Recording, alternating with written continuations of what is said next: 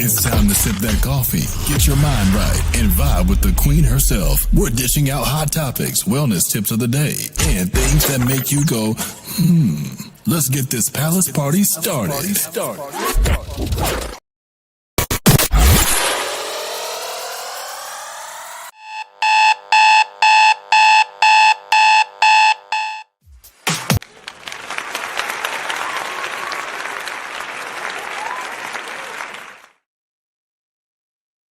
All right. We are back. Welcome, everybody. Let me be the first to say happy Tuesday to you. Happy Tuesday to you. I hope you have a strong cup of coffee because I know I do. Listen, I forgot to tag my favorite coffee in this live. You're going to need a cup of coffee because we're about to handle business and we're going to talk about the breaking news, the live update here. I know people have been talking about it since yesterday, but Karmelo Anthony has he has gotten a new legal team as his appeal is finally officially moving forward. So a new legal team has officially stepped into the Karmelo Anthony case after a substitution of counsel was filed as his appeal begins to move forward. Now, this is coming behind, hot off the heels of his murder conviction and the 35-year prison sentence that he has received in the fatal stabbing of Austin Metcalf. What does this mean? This means that the case is entering into a new phase that's going to be focused on the appellate review rather than retrying the facts of the case, okay?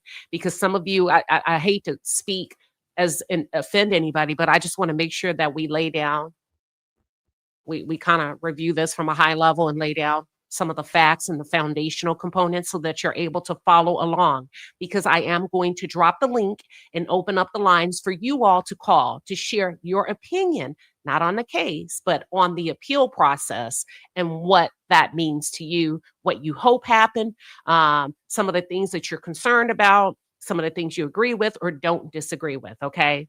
So the court records indicate that a new appellate representation has been assigned as the appeal process proceeds. So that is what's happening in real time for Karmelo Anthony. The news was dropped yesterday by Ben Crump and also Drew Anthony, who's Karmelo Anthony's father. I didn't want to jump on it. I don't like jumping on things as soon as they come out. I like people to marinate in it. And also sometimes you get a little bit more background, a little bit more information. So welcome. That's what we're focused on today. That's what we're going to be talking about over here. Now, before I get into the technical components of this new legal team, who they are, a little bit of their background and their experience, we're going to talk about the appeal process, what it means. Don't clap too soon because everybody's celebrating. But I believe this is going to be a hell of a fight for Karmelo Anthony. I really do. I believe it's going to be a hell of a fight. Why do you say that? Well,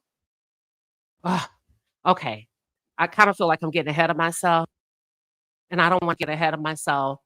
Let's just say that this is going to be a fight. It's not going to be an easy win. I think we've entered into the realm of political space, right? Why do you say that? That means an appellate judge is going to have to overturn whatever decisions have been made and really decide if a significant legal error occurred during the trial by either Judge Roach or the court that violated procedural rules or misinterpreted statutes, case law. So this new team is going to have to prove that a significant legal error occurred. Chew on that. A lot of people are saying, this is good, this is good. This is good, right? In my opinion, it's good because I don't feel that Karmelo Anthony received a fair trial. I was in the courtroom. I was there. I was boots on the ground. I don't feel he received a fair trial. Now, the question is, by who? Who failed Karmelo Anthony? If I had to just lean on just what I witnessed, that would come down to the judge or the defense. The state/prosecution, they did their job. Was there any significant legal errors demonstrated by the court, the judge, or the defense team? And that's what this new legal team is going to have to prove. Okay. Me personally, I don't feel he got a fair trial, but I'm not a lawyer. I'm not overly familiar with the statutes, the case laws. So my opinion doesn't matter in this, and neither does yours. That's why we're going to talk about it, and we're going to open up the lines. Jay Taylor, you said, yeah, it's going to be a fight. However, there were major discrepancies. It's going to be easy, in my opinion. I don't know. I don't know. That's what we're going to talk about. And I'm about to open up the lines in about 15 to 20 minutes. Feel free to call in. Okay. And the good thing about this stream and the way I run my platform, you don't have to agree. You don't have to agree with each other. But the fight for Karmelo Anthony's freedom is heading into the next round. A new group of heavyweight attorneys are now leading the effort to overturn his murder conviction, and they are doing it pro bono. So this includes a Texas NAACP president, Gary Bledsoe. He's a veteran appellate lawyer. We have Russell Wilson II. He's a civil rights attorney. We have Brooke Cluse.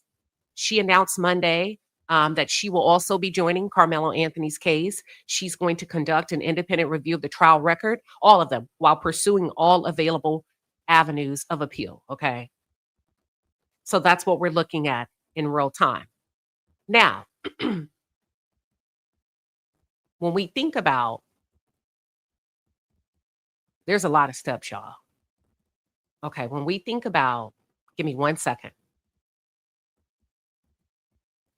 If we base everything that's happening on the Texas criminal appellate procedure and what has already been filed in the Karmelo Anthony case, here's how the appeal process is probably going to look like. Now, the appeal process isn't about having a dream team.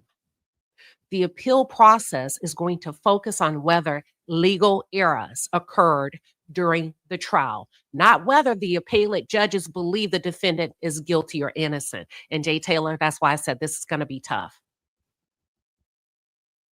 This appellate judge is going to only focus on, did any legal errors occur during the trial? Now, for those of you that have been following the trial, let me ask you something. Do you feel like any legal errors occurred during the trial? Yes or no?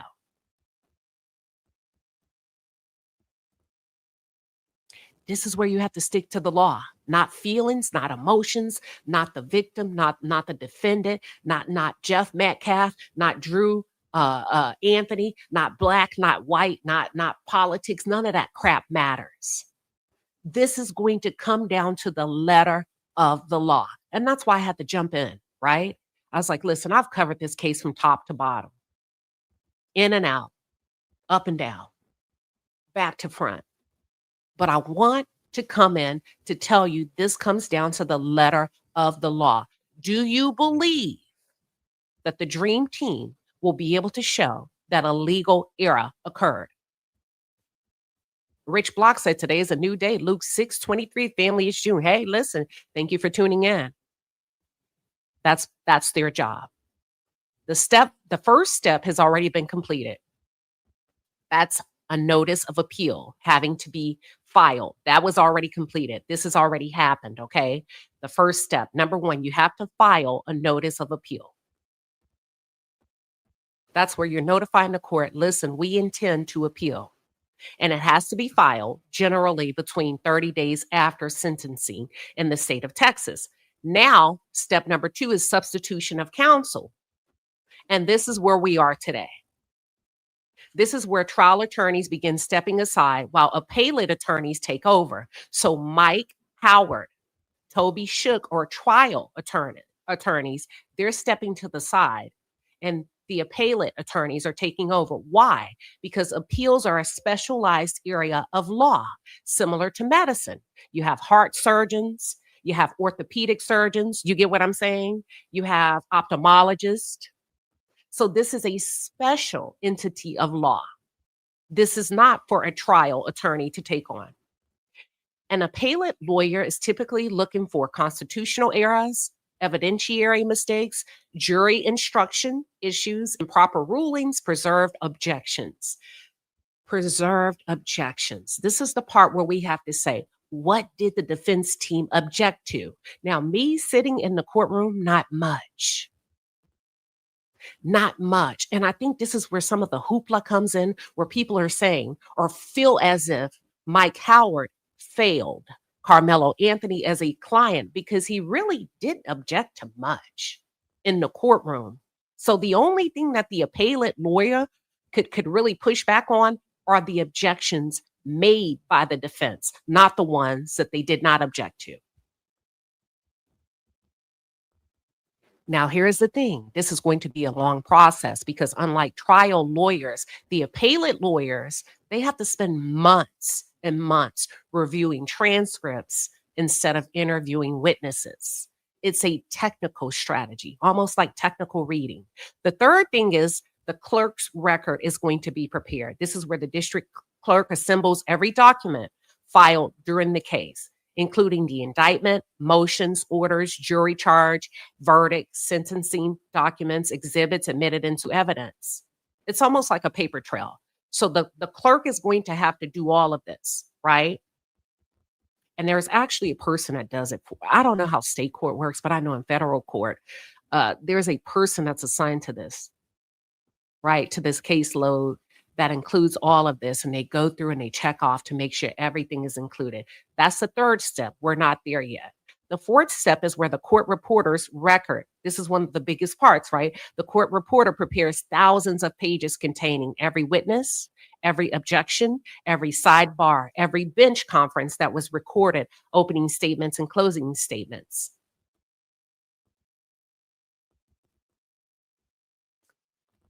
For the appeal process, it's limited to what happened in the courtroom. Only what happened in the courtroom. The fifth step is when the appellate lawyers, they're going to review everything, right? We got to get everything together. There has to be a check and balance. It has to come from the courthouse. And then you have to make sure that you verify and check everything to ensure that you have everything that you've requested. And then that's when this dream team is going to have to review everything. This takes months. They read every single page, every sentence. They're going to look for legal errors. They're going to be asking questions like, did the judge make the wrong ruling? Was evidence improperly admitted? Was evidence improperly excluded? Now, this is if they're going to have anything, this just jumped out at me. Was evidence improperly excluded? This is where it comes down to the social media back and forth. The video that was presented by the state. The forensic digital analyst put the video together. He testified under oath, and he followed the instructions of the state. Now, the video that you're seeing on social media, there's two versions of the video. The video that you're currently seeing on social media is the video that was introduced as evidence in the courtroom. Some of that we were able to see as we attended as public attendees. Some of it we were not able to see, and it was only shown to the jurors. Here's the issue, or here's something that maybe the defense could point out as an issue. When Mike Porter, that's the digital forensic analyst, he testified under oath that he received instructions from the prosecution. Go back and watch the video. The spotlight, the circle that you see on Karmelo Anthony, that's called a spotlight. He was asked by the state to spotlight Karmelo Anthony. Anytime you see Karmelo, we want you to zoom in on him. We want you to zoom in on him. We want you to follow his every move from the time he came up through that entrance into the stadium until the time that the paramedics were called, until everything was done and Austin Metcalf was transported to the hospital, right? That's what he testified to under oath. However, on cross-examination, when pushed and asked by the defense, could you have spotlighted the fight, the altercation underneath the tent? He said, yes, I could have. The defense is like, whoa, hold on. I'm paraphrasing you all. So you could have zoomed in and gave us a better view of the altercation. Yes, I could have. How come you didn't? He said, because the state told me to only spotlight Karmelo Anthony. So this is where the defense may be able to challenge, was evidence improperly excluded? If the digital forensic expert had zoomed in underneath that tent, would this have changed anything? Would this have painted Austin Metcalf as the aggressor, or would it have validated and confirmed that Karmelo Anthony was indeed the aggressor, as the state has presented to the jury? What are your thoughts? What are your thoughts?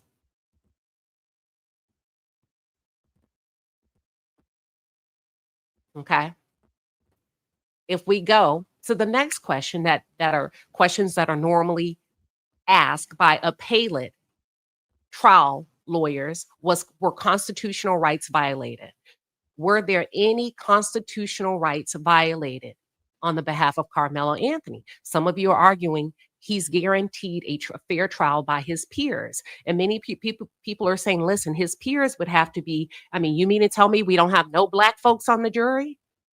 Is he not entitled to have a Black person on the jury? Is that a violation of his constitutional rights? They would also ask, were jury instructions legally correct? That's a good one. Did prosecutors commit reversible errors? Did the defense counsel preserve objections? Every potential issue will be evaluated. Then step 6, they're going to file the appellate's brief. This is where the real action starts. This is where we get into the shucking and jiving of it all. That's where the defense files a lengthy written brief, often dozens of pages. We're talking a lot of pages, identifying the alleged legal errors and explaining why they want relief from the court. Here's some possible issues that have been floating around social media. Jury selection. The defense may argue that Black jurors were improperly struck. The appellate court is going to review whether the trial judge correctly ruled on that issue. Jury instructions. Were the jurors properly instructed on self-defense? According to Texas law, y'all. A lot of you all are confusing school policy with Texas law. That's why I like the technical aspects of these things over here. There's Texas law as it relates to the knife that Karmelo Anthony was accused of carrying. And then there's school policy. Were they instructed on murder according to Texas law, manslaughter, sudden passion, burden of proof?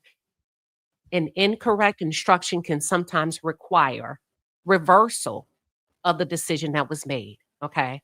And then you move on and you shift to evidentiary rulings. Did the judge wrongly admit or exclude evidence? That is going to be the dog fight. That is going to be the dog fight right here, because we don't know what we don't see, right? Is there a better version of this video that could have told a different story? That's what they have to prove.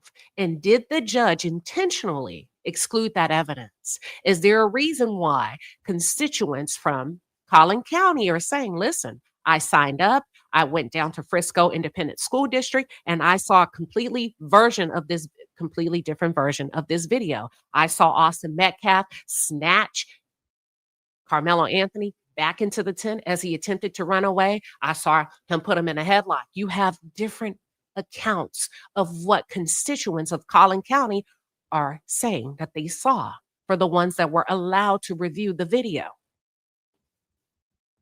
Here are examples of evidentiary rulings: photographs, testimony, videos, prior statements, expert testimony. Ooh, that's a good one. There's also a question when it comes to Eddie Pera. Did Eddie record the altercation? The state is saying Eddie pretended to record. He really didn't. He's sorry for making it seem like he recorded the incident, but really he didn't. It was a stupid decision. He thought it was funny at the time. He instigated the fight, but he really did not record the the altercation. Is that true? Is that not true? Because you have the police guy, the detective that interviewed the students, he testified under oath. He doesn't recall seeing or deleting a video from Eddie's phone that captured the altercation. He didn't say no. He didn't say yes. He said he didn't recall.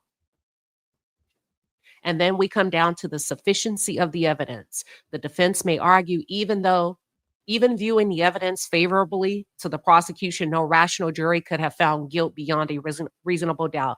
Now, this is one of the hardest arguments to win because the appellate courts give substantial deference to jury verdicts. Ooh, that's a good one. They don't want to discourage people from coming to show up for jury duty. It's really hard to get an appellate court to overturn a jury verdict. And then step 7, that's where the state is going to file its brief. So it doesn't work one way. There's reciprocity in this process. So the prosecution, Collin County, gets to file its brief. And that's where the prosecution gets to respond to everything that the defense is laying out. Their brief essentially says the trial judge ruled correctly. They get to argue no reversible error. Objections lacked merit. Any errors were harmless. Conviction should stand. That's why I said it's going to be a dogfight. Are you with me? Are you following? Can I proceed? Then the defense gets to respond again in this process to what the state says. They get one final response. They get to answer the state's argument. And then sometimes, and I do believe they will be able to, it depends on how the court systems work, they will be granted an oral argument. That's where the Fifth Court of Appeals may schedule an oral argument, although not every case receives one. So that's why I say it depends. And each side typically has a limited amount of time to answer the judge's questions about the legal issues that were raised in the briefs. And then that's where the judge deliberates. Whew. It's a 3-panel judge review. It's not just one judge, it's 3 judges. And now do you see why it's important for you all to get up and go to the polls to vote? Because it's not one judge.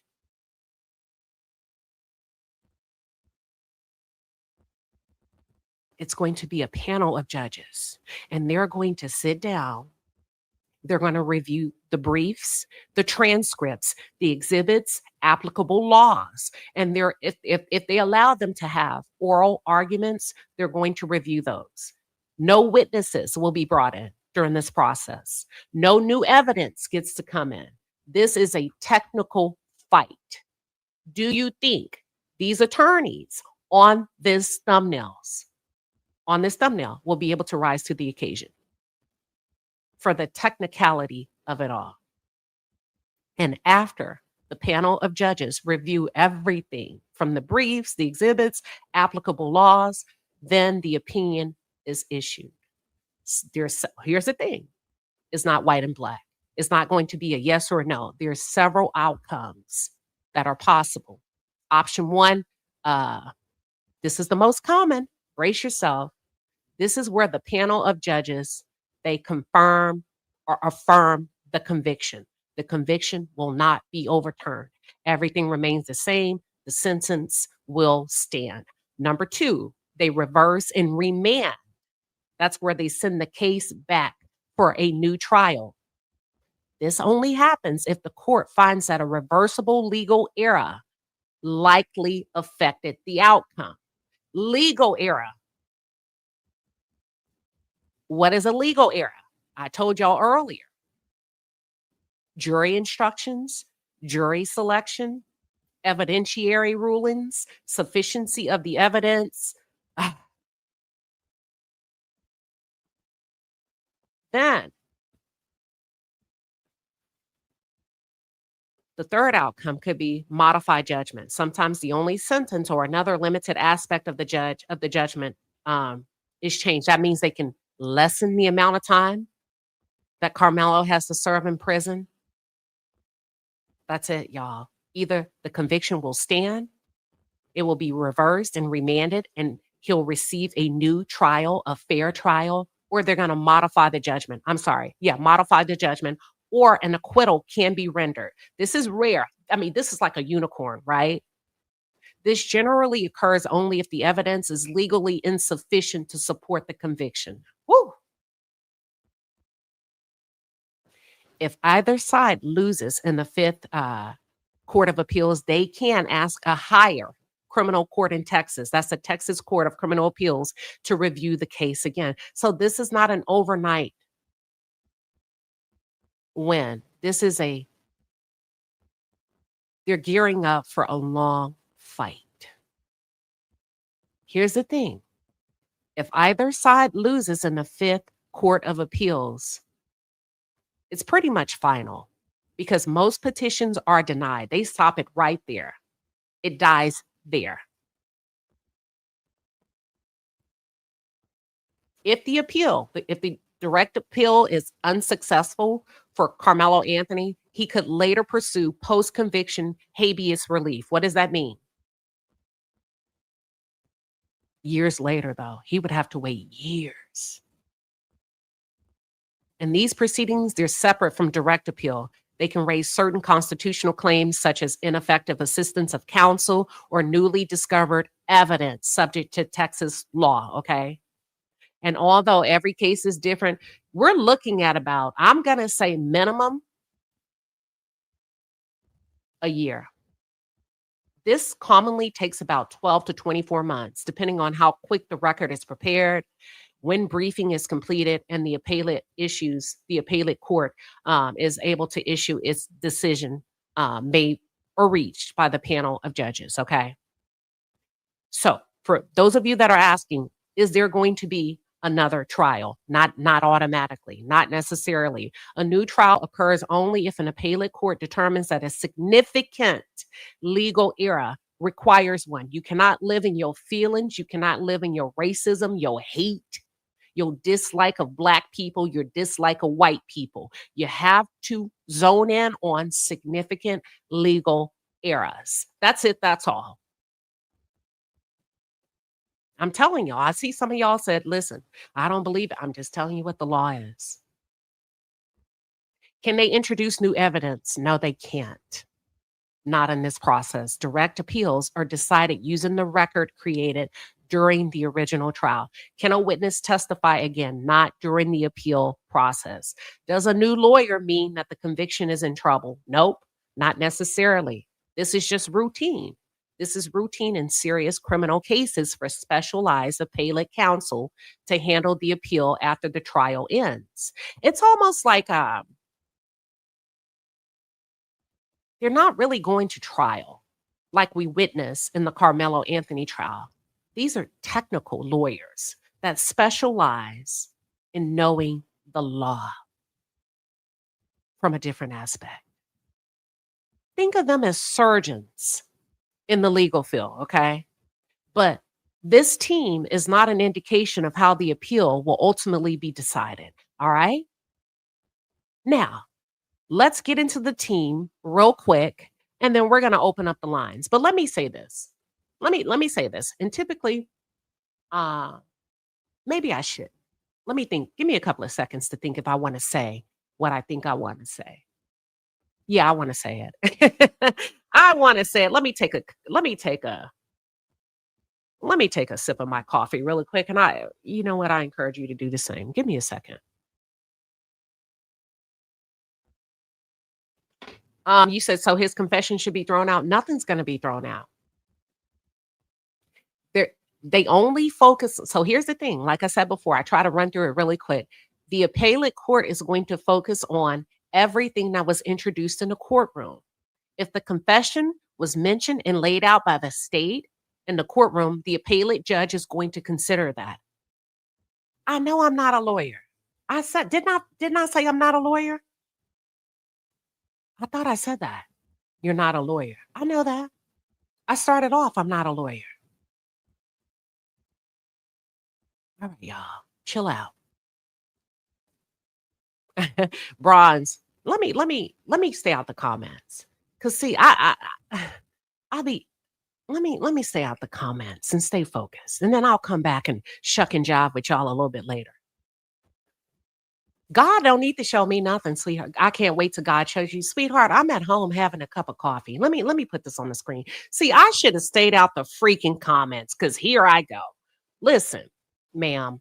Uh, Let me tell you how we do this over here. Some of you are new, and I really don't like emotional people coming on my page because I'm with the shits. I really am, but I try not to be. If you are not mature enough to focus on the content and not the person, you probably need to leave because once you drop a comment in my chat, I feel like you're okay for me to go back and forth with you. Now, the lady says, I can't wait till God shows you. Baby, I'm at home walking with the Lord, having a cup of coffee, blessed and highly favored. I ain't killed nobody. I ain't put my hands on nobody. God is showing me his goodness, and the sun is shining and the birds are singing.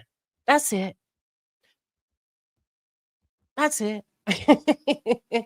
So I'm not a freaking echo chamber. No, no, no, no. I need to set the stage. Y'all are saying I need to, I'm not an echo chamber. Nobody's my puppet master. You don't get to dictate how I deliver. That's all I'm saying. You don't get to dictate. You can't beat me into submission. You can't lowbrow me. If you don't like it, boot scoot boogie the hell on up out of here. That's all I'm saying. Don't focus on me, sweetheart. I can make you famous. Focus on the content. Focus on the content. Because I'll take you for a wild ride.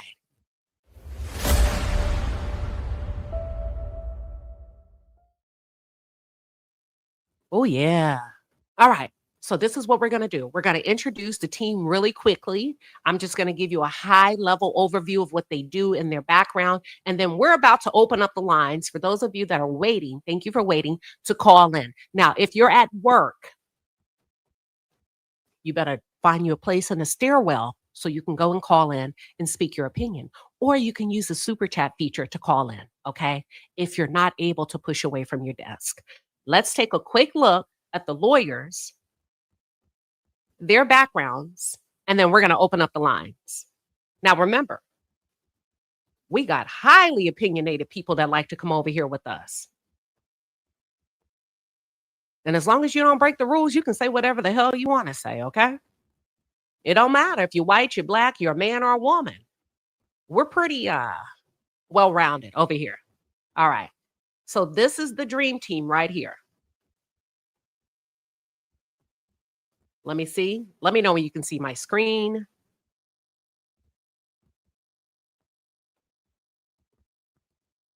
There we go. There we go. All right, this is the dream team. So what you're looking at is Karmelo Anthony's new legal team. They're being coined as a super team to appeal his recent conviction. All right. Now, according to the Stand with Karmelo Coalition, a new legal team composed of an appellate, civil rights, and criminal defense attorneys have taken over the Karmelo Anthony case pro bono. They are committed to reviewing the full trial record, everything that I just explained to you. The team includes Texas NAACP President Gary Bledsoe. That's this gentleman in the bow tie at the top. Listen, I was a president of the NAACP for my college campus for 4 years. Okay. So, hello, Mr. Bledsoe. All right. So that's this gentleman at the top, Mr. Gary Bledsoe. He's going to be leading, I do believe. No, he's the third chair. The lead counsel is this gentleman right here with the black and gray air. I'm going to say air. What is it? Airfro? Yo, I cannot talk. Right here with the puffy hair with the glasses. Okay. This is Russell Wilson II. He's a he's a veteran appellate lawyer, Russell Wilson II. And we have Brooke Clues, who's with the Ben Crump Law firm out of Frisco, Texas. Okay. We also have Michael L. Ware. Michael L. Ware, he's from the law office of Michael Ware. We have Sean. Is it Diridia Law Firm? We have Justin A. Moore of Stafford Moore. And all of these attorneys and these firms are based across various Texas cities, including Dallas, Fort Worth, Austin, Texas, and Frisco. let's go to the next one really quick, and then we're going to open the lines. If it's your first time calling in, all you have to do is click the link and follow the instructions. All right. This was yesterday. This was shared on social media for immediate release. Give me 1 second, and I'm going to read it to you. What it says is Monday, June 22, 2026, a team of leading appellate civil rights criminal defense attorneys announced today that it has taken on the case of Karmelo Anthony, who was recently sentenced to 35 years following his murder conviction and the death of Austin Metcalf. The team, serving pro bono, will review the trial record and pursue all available avenues of appeal. Kind of what I've already shared with you. Feel free to peruse all of this on social media yourselves, okay? These are better photos. This is the second chair, Michael Ware, third chair. This is the lead counsel, Russell Wilson, the second, Gary Bledsoe, third chair, Michael Ware, second chair, co-counsel, Brooke Clues. And we have Sean Deradia, co-counsel, Justin A. Moore. And that's all we have. All right. Let me say this. I'm dropping the link in the chat. I'm going to pin it to the top of the chat. Thank everybody for coming in. All right. Mind your manners if you're going to call in. You get 30 to 45 seconds. Mind your manners. Here's the thing about this case. I don't believe personally, from attending the trial, that he received a fair trial. And I think for me, that I'm looking at the defense team, ineffective counsel. There were moments I was like, hey, just from a layman's point of perspective, you're not going to get in there and fight. You're not going to say anything about that. You're not going to correct that for the record. You're not going to, whoa, that's that. But I want to talk about some facts of the case that many people are not talking about. Well, a couple of facts. The fact of the matter is Karmelo Anthony did fatally stab Austin Metcalf. I don't think anybody's denying that. I'm not denying that. I don't think Karmelo Anthony is gloating in his cell like, yeah, I did it. Yeah, I'm happy to be here. I think he's going to have to live with that for the rest of his life.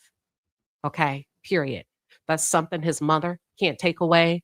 His father can't take away. He's going to have to come to terms with that for the rest of his life. Listen, I've put down a dog before and it broke my heart. So I can only imagine the heaviness of a person that unintentionally, right? Because this is the argument of the defense, self-defense, of a person that unintentionally takes a human life. That's a heavy load. That's a heavy cross to bear, period. I've had to pull the plug on my autistic brother, and it broke my heart. I would never want to be responsible to be the author and the finisher of anybody's fate. Karmelo has to live with that for the rest of his life, period. Another fact is Karmelo's mother, his mother, she took the stand and she said, my son is very sorry for what he did. She said that when she was called to the witness stand. She said, my son is very sorry for what he did. Those are facts that are happening. But I want to talk about a fact real quick that we're not talking about. And it's going to piss some of you off. Right, wrong, or indifferent. That's the outcome. But one fact that social media seems to sweep under the rug, or have been sweeping under the rug, is Austin Metcalf introduced a level of physical altercation. It doesn't justify the outcome, but it's a fact that nobody's talking about.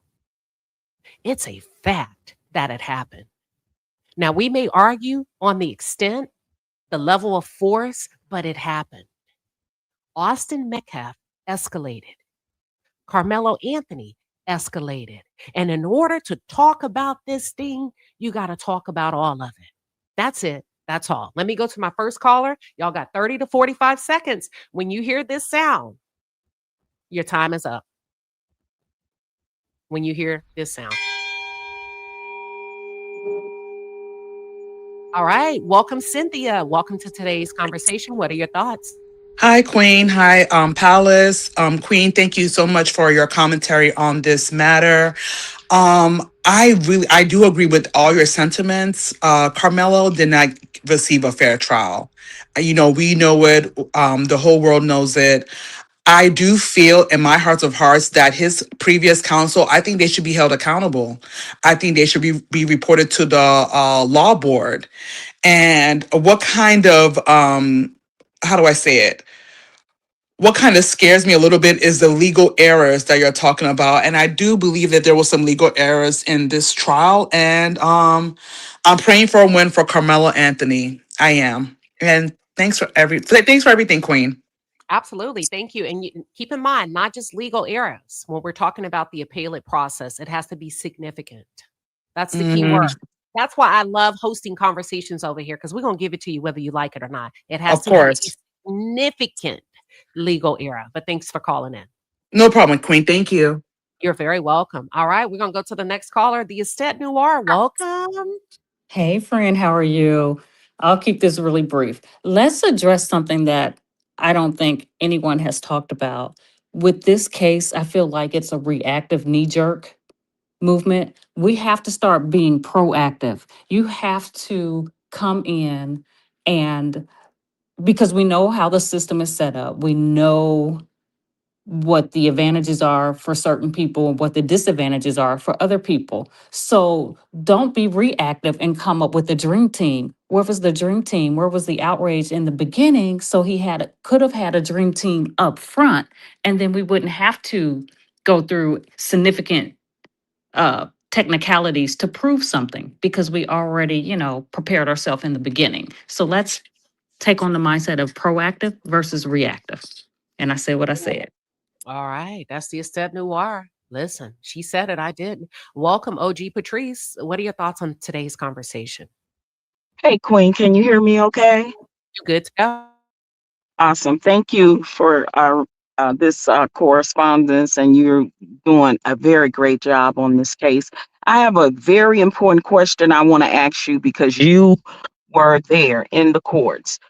Did the prosecutor ask all of his witnesses, did they believe that Carmelo murdered Austin? Not all of them. There was a different variation of questioning. Do you believe this was self defense? Yes or no? Or do you believe this was murder? Do you believe Austin deserved? There was a variation of the way they structured the question. Some of it was direct, some of it was more passive and used different terminologies. Okay, but the word murder was used in the question. Yes, and I would have to take a look at my notes, and I can give you I can't give you the exact name, but yes. Okay, I am saying that because when I spoke with my ex, who is a criminal attorney, and he said that that word should not have never been used to ask a witness a question. He said you can say self-defense and you can even say the word kill, but not murder. He said that can be a very important factor if the prosecution actually questioned with that word. All right. Thank you. That's what no problem. Thank you, OG Patrice. Hey, that's a good call out. The question would be, how come the defense did not object? Right? Hey, if you're gonna let me come in your house and have an all you can eat buffet, I'll probably eat all I can eat, especially if you don't stop me and or object. That's the $1 million question. Welcome, TP. What are your thoughts? I was calling because I haven't heard anybody say anything about Carmelo saying is he gonna be okay when he was in the back of the police car. And in the video you can hear him asking is Austin gonna be okay? And I was just wondering, have anybody heard that part?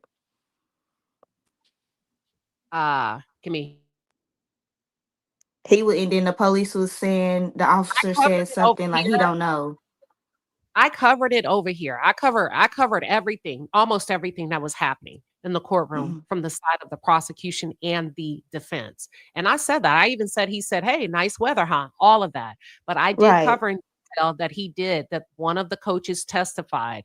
I think it was Vance Hooper that said, hold on, let me get my witnesses together.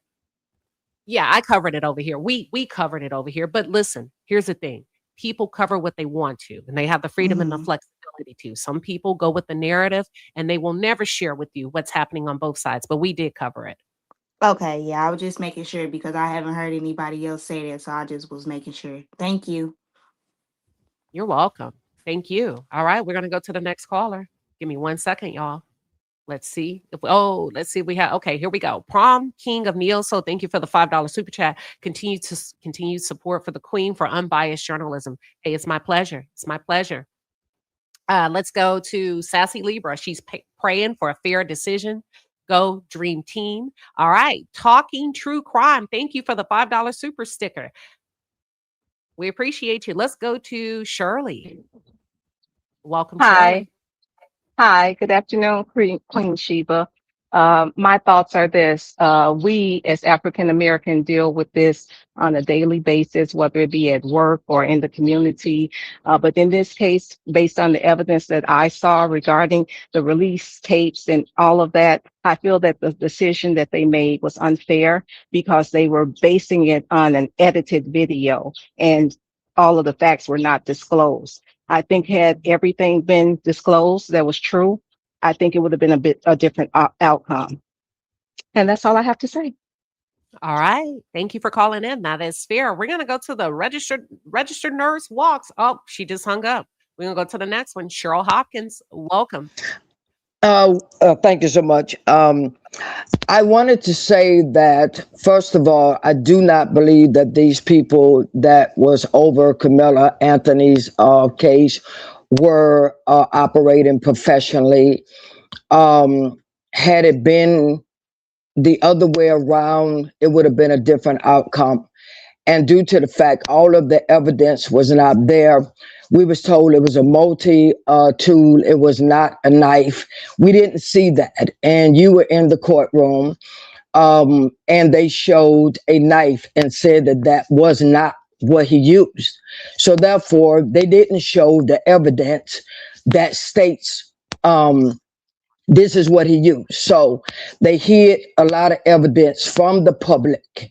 And I'm hoping that this new team will get down to the bottom line. I do not believe, before I end this call, I do not believe that Eddie faked that he videotaped. I believe Eddie videotaped. I believe quite a few others videotaped. And I know how dirty the system is. The investigators and police officers. I believe they had them, they removed those videos. They met with all those kids. They led that right along. So that's what I do believe. And I Thank you. believe that Eddie did videotape and he lied, is what I do believe. Thank you so much.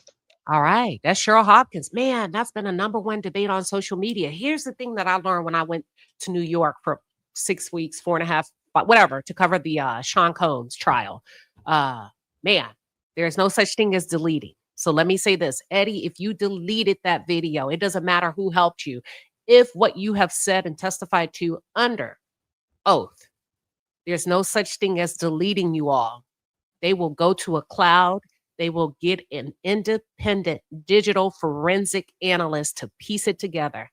And if you lied, there could be a penalty. If there is a video, and this case is overturned in the appellate court, they are going to find it.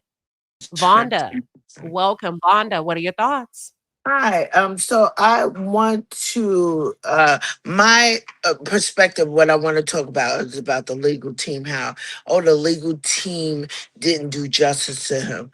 I believe the legal team was trying to stay on law and having a weapon and trying to protect yourself. They were trying to get out of the duality of race. So they were trying to stay on. It's not about race. It's not about black and white. It's about the law is to protect yourself. He was threatened. They were trying to show that aspect so much that, but really, you could not eliminate that because that was an aspect of the aggression from the brothers.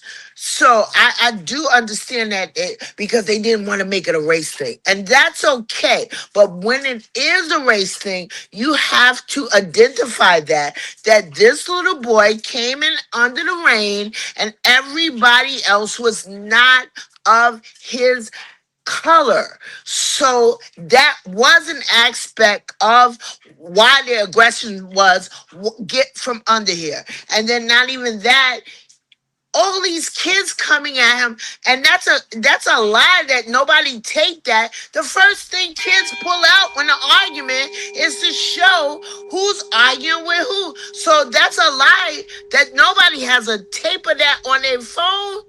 I'm just saying, me as a kid, soon as the fight go on, everybody be like, yo, get over here, get over here. Yo, so now we're in the phone era. Nobody had a tape of that. Nobody had a tape of Metcalf, the boy coming over to him saying, get the F out of here, out of here. I know, bing, bing, bing. It's all All good. right, Vonda. It's all good. But you understand what I mean by, Yep, we I got. understand the law. Yeah, let me shut up.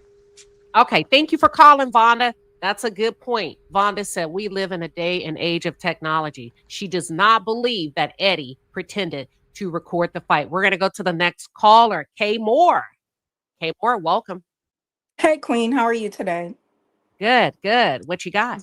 I just want to say real quick that, first of all, I'm just so disappointed with how everybody is coming to conclusion when we have not seen the actual tape. Many people have came forth and said that what was presented in court is not what they actually seen. And so therefore, how can anyone make any type of determination as to what actually happened? Now, this is not the first chat that I've been on. And I've listened to other people. Like yesterday, listened to a guy from the military, and he was saying something about a 45-degree angle, the blood, and this, that, and the other. And so, with that being said, it would sound more like self-defense versus murder. So I'm just saying that everybody needs to keep an open mind. We cannot make any type of determinations as to what actually happened. And I'm just gonna end with God sits high and looks low. So that's all I All want to right. say. All right, that's Kay Moore. That's the second person that's brought up something mentioned by the medical examiner. I'll just give you a quick 10 to 15 second.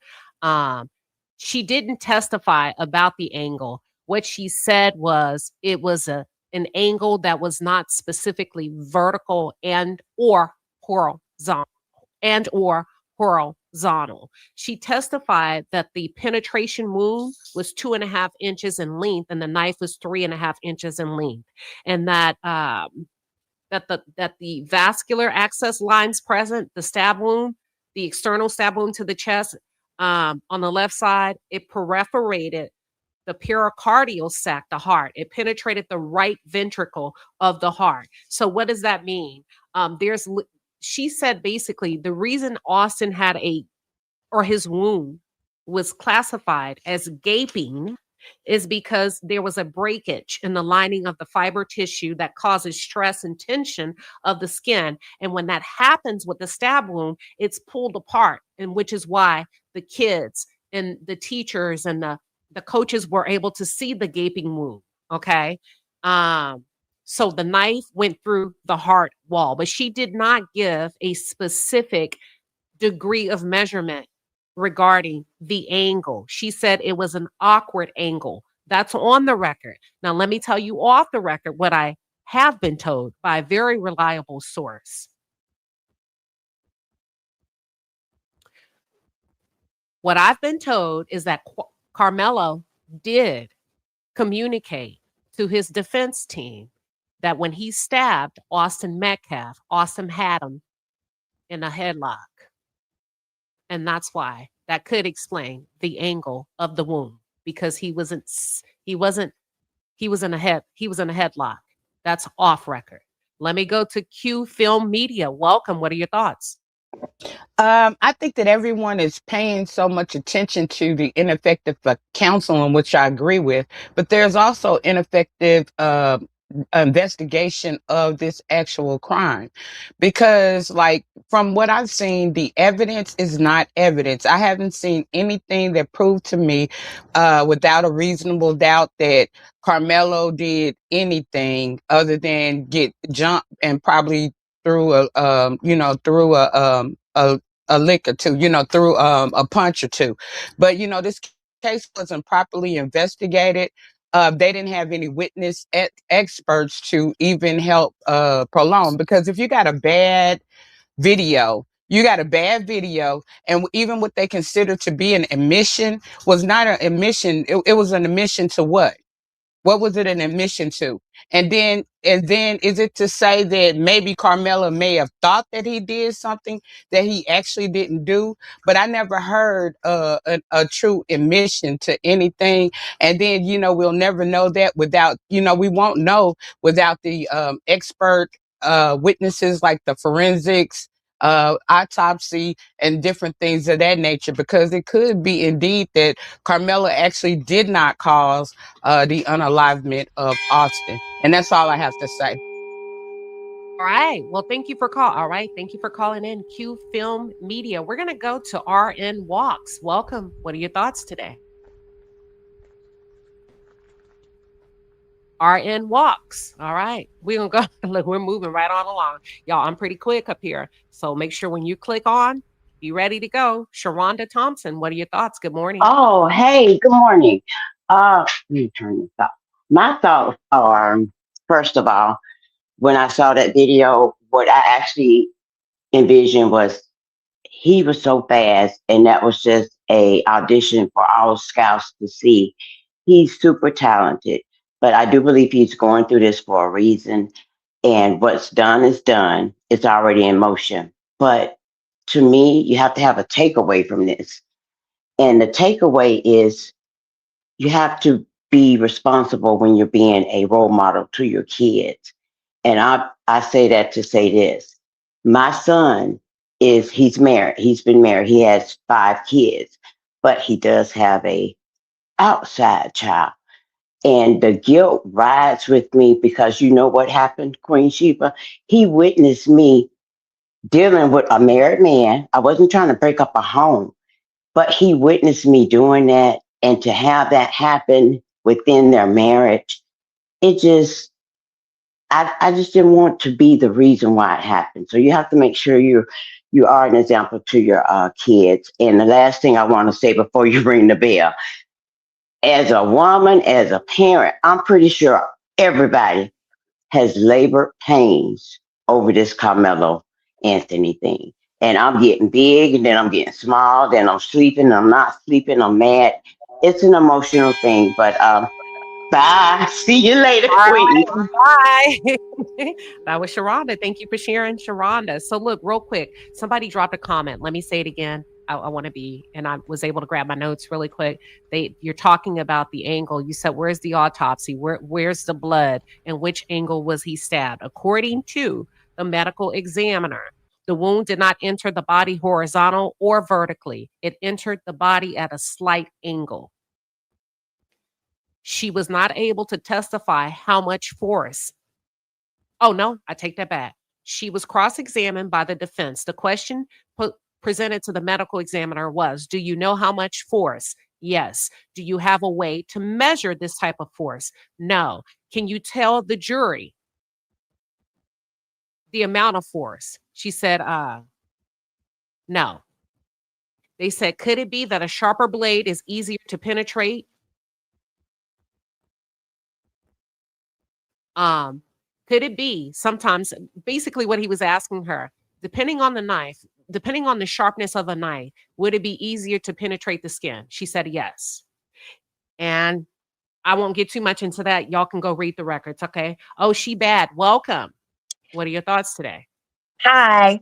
So I just want to say that there's a lot of people that are upset in the chat because he is using his right to appeal. And I just want to say that this is basic civics. And if you paid attention in school, he has the right to a fair trial and a right to appeal, whether you agree with his conviction or not. People appeal their convictions every day. It's why Bill Cosby got out. It's why Harvey Weinstein got out. It's what Diddy is doing right now. So to sit up there and say not only should he just done what he was asked, but he should also forfeit his right to a fair trial and forfeit his right to an appeal is absolutely a lack of understanding of the civic system. And I Wow. think that you need to go ahead Wow. and update yourself Wow. on what your Wa- right as a citizen is. That's it. Have a great day. You're doing awesome, love. Thank you. Oh my God. Oh my God. Oh my God. Yes, yes. Listen, I like when y'all come on with the shucking and jiving, and she's right. Why would he forfeit his constitutional right? Maybe I said that wrong. Civic right. All right, my four girls, welcome. Oh, hello. Can you hear me? Yep, we can hear you. Okay. I've been watching the case, following the case with you, and I think that one, we need to realize that they actually violated Carmelo Anthony's civil right. He was in a public place. They have no right to move him. That he did not own that. They did not own that stadium. And also another point in the trial, I believe you had mentioned it was a part where they had showed just the jury video, and they showed, and the lawyers went over there by the rule and by law, not the law, but I believe Carmelo supposed to have been right there watching it too as well. So that might be a pillable issue because the video is a very pivotal point in this case, and he should have been able to see whatever the juror saw and what the lawyers seen instead of just sitting there to the tape, in my opinion. All right, thank you. Thank you. That's fair. That's my four girls. We're going to go to the next caller. Let me go to that girl, Bree. Welcome, Bree. What you got, Bree? Hi, Queen. Can you hear me? Yep, go ahead. We got you.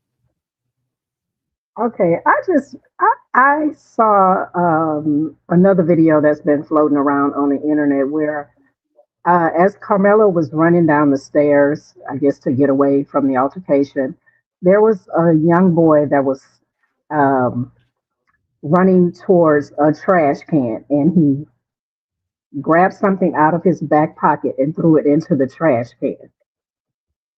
Just wondering, could that have been Eddie throwing away his cell phone?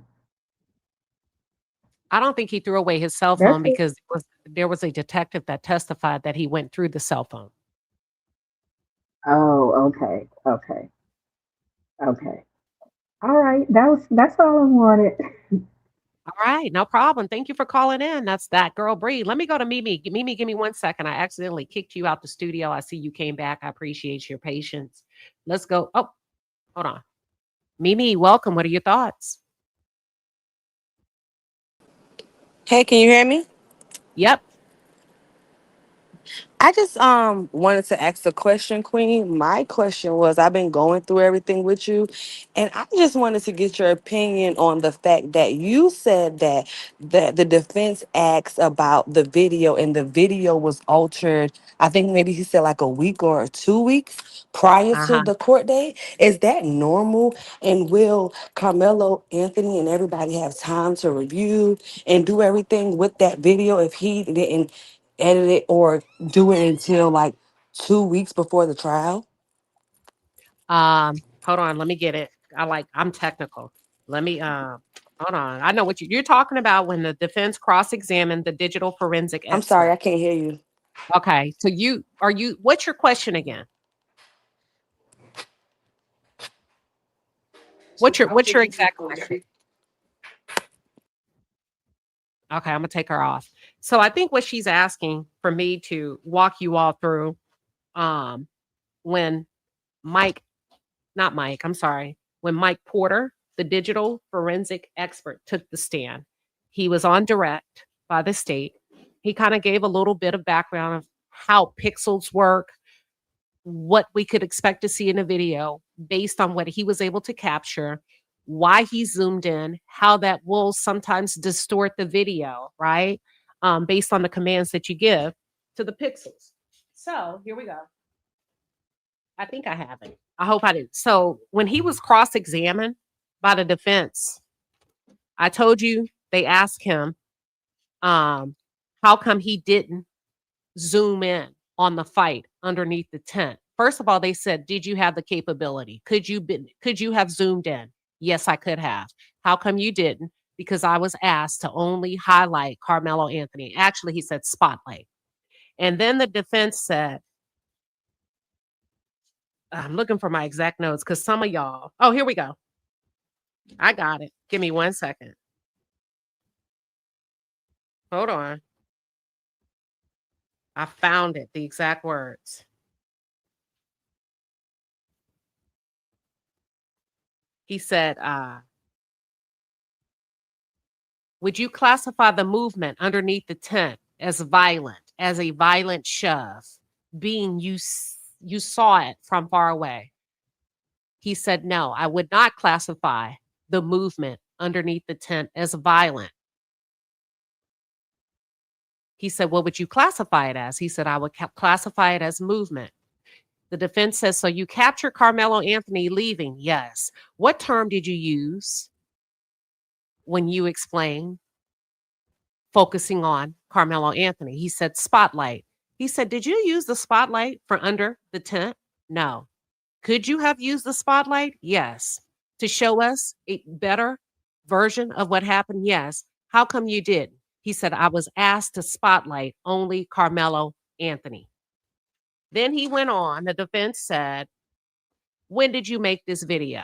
He said 2.5 weeks ago, before the trial. That's what you're asking. I think the point you're trying to make is they had a year to perfect the images, to give a clear version of what happened. And 2.5 weeks prior to the trial, they decided, hey, pull that video out. Go ahead and put that together for me. Freshly, welcome. What are your thoughts?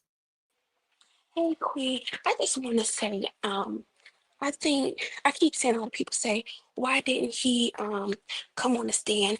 And I think he didn't come on the stand because his attorney, I think they told him not to go on the stand. I don't know if I'm right or wrong about it, but this is what I'm assuming. They told him not to go on the stand because it was up to prosecution to claim that it wasn't self-defense. Am I right or wrong? Okay, what's your question? Let me make sure I'm hearing you correctly. So a lot of people saying, why didn't he take the stand? So I think his attorney told him not to take the stand because it was up to the prosecution to state that it wasn't, I guess to say it wasn't self-defense. Am I correct on that? So we would know if so here's the thing that the defense outlined to the jury during jury selections. They said, would any of you hold a personal bias if Karmelo Anthony did not take the stand? Many of them said, yes, I would hold a personal bias because he's on trial for murder. Why would you not get up there and defend yourself? Why would you not tell the story? He said, do you understand that the burden of proof sits on the state, the prosecution, and not Karmelo? But would you vote against him? Some of them said, yes, I would. Yes, I would. It's just natural, especially the men. A lot of the men stated during jury selections that they would hold it against him if he did not take the stand. One woman, her name, jury number, this is what he said. I got the notes. The defense. How many of you feel if Karmelo doesn't take the witness stand, you're going to hold it against him? Juror number 120, number 44 says, I would. 124 also said that they would carry a bias into deliberations if Karmelo doesn't talk. They feel like they needed both sides in order to determine if it was indeed self-defense or not. Okay. So I think this is what I'm trying to. Let me give you the full story. Juror Okay. number, I believe 92 said, well, why wouldn't a person testify?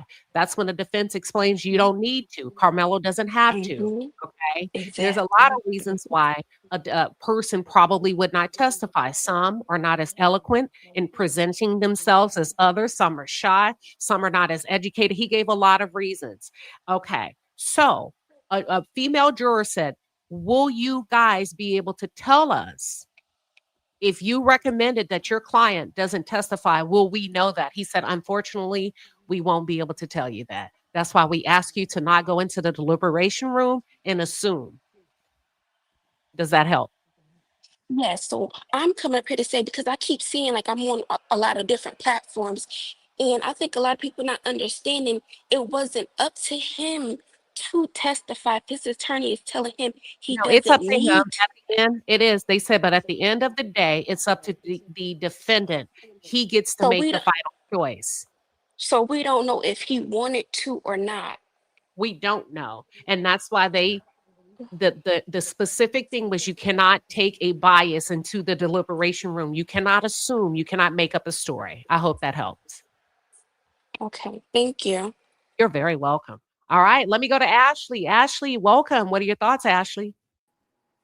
I'm sorry, Queen. My phone had got connected, but I did hear everything that you said. And yes, that was one of the things that I was trying to say because I felt like if the defense knew about it 2 weeks, he had no time to prepare for the video to show to his witnesses or Carmelo. So I just feel like that was a big on dropping the ball when they did have a year. I just wanted to call and say that because I apologize my phone hung up. And thank you for everything you're doing. You are amazing. Thank you, Ashley. I appreciate you calling back and just closing the loop out. I like that. I like when y'all do that. Let's go back to Vonda. Welcome back, Vonda. What you got?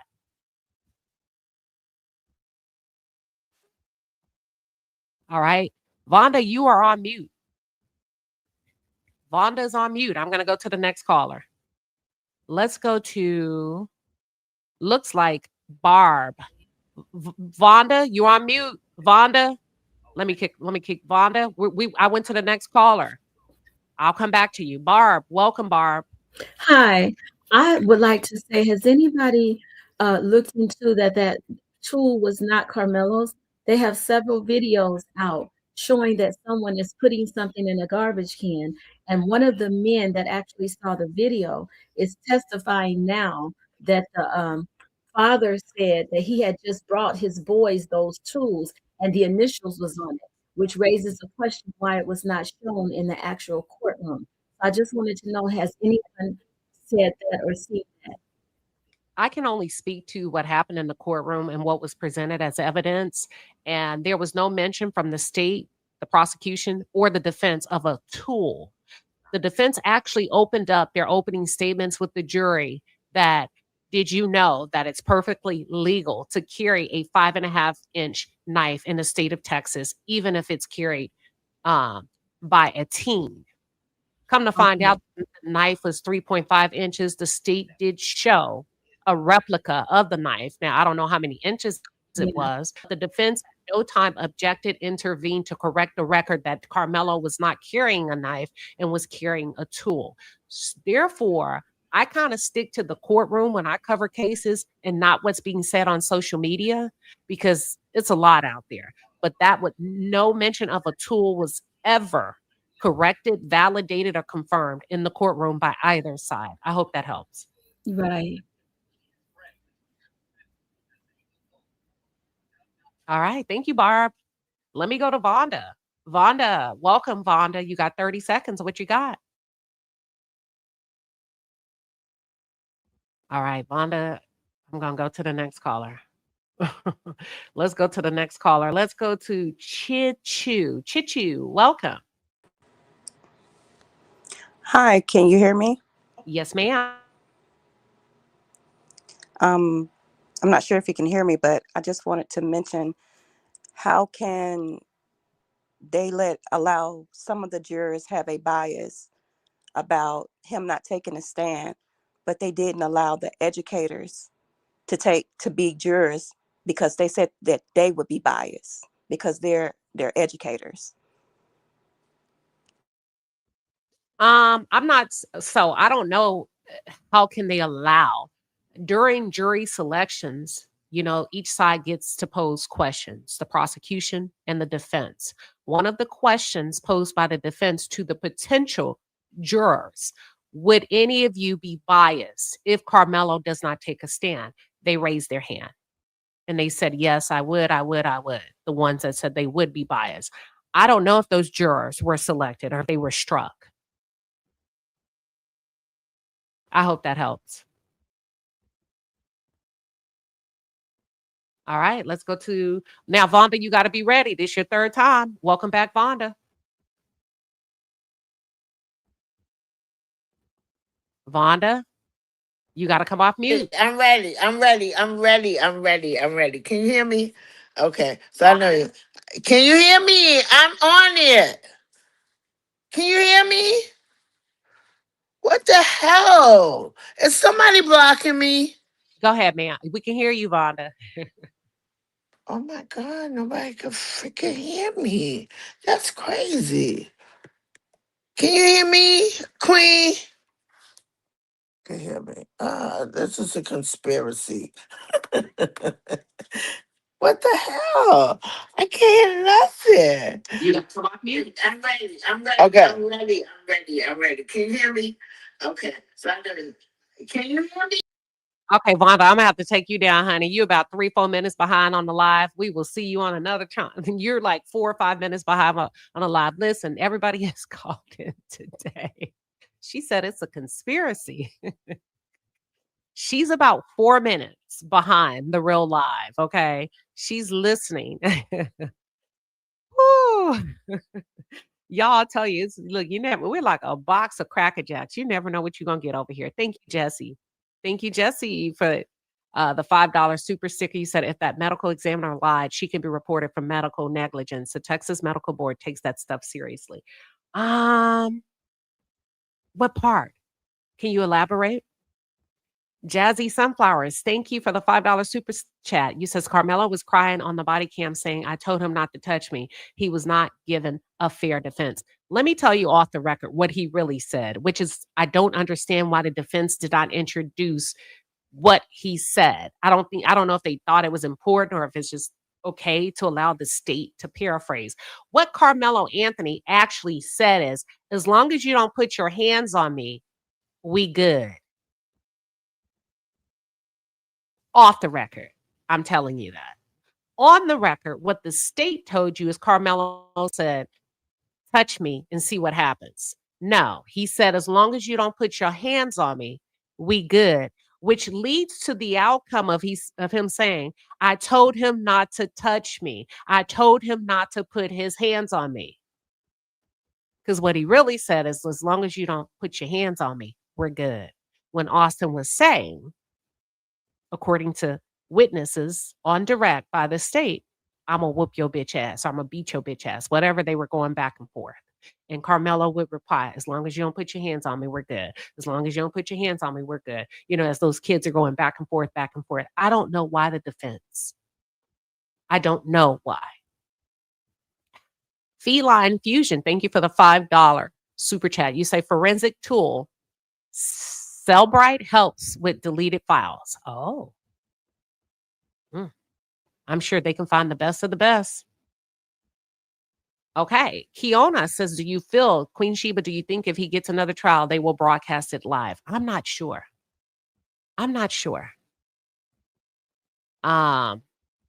Let's go to Bama Girl. Bama Girl says, didn't the detective say he didn't really know if there was a video? He said he doesn't recall. I believe he says he didn't recall. Therefore, he's not lying under oath. Lulu, thank you for the $10 super chat. You said, I have always wondered how the medical examiner said that they found blood and bone on the knife, but in the same breath said that there was no blood or fingerprints on the knife, because I didn't hear the medical examiner say that. She did not say that. I did not hear that. I read the police report, right? Oh my God. Y'all got to go back to the beginning. I went through the police report. One of the police officers said there was blood on the knife and they used the tarp to preserve evidence. Now, watch this. During that day that this incident occurred, Memorial had a tent. Centennial did. Centennial actually had a tarp. Come to find out, that's the tarp that they used to preserve the knife. In one of the police reports, he did, in his initial report, document that there was blood on the knife. The knife that they're showing that's floating on social media, it was really hard for me to see the blood on the knife. I'm not saying that it wasn't. I'm saying it wasn't as clear. It wasn't as evident as it states in the police report. All right. I'm going to go to my next caller. Give me 1 second. Sharonda TV, thank you for the $5 super chat. You said he was transitioning from a teen to adult. There should have been a new Miranda mandate made to change guardianship of the prosecution to Karmelo. Interesting. Let me go to Mr. James. Mr. James, welcome. Hey, how do you do? Can you hear me well? We can hear you. Okay. I just wanted to say that this case is so nuanced and there's so many aspects that has yet to be examined. For instance, Dallas 4, News 4 Dallas, they showed the video that was somewhat the clearest that's being presented. And in that video, you can see it was as if the camera person knew exactly what the Metcalf was going to do. When they entered the stadium, the camera specifically followed the Metcalfs and their goons all the way. Every move they made, the camera followed them until they got to the tent. When they got to the tent, the camera stopped. After the altercation, when Karmelo, please excuse the background noise.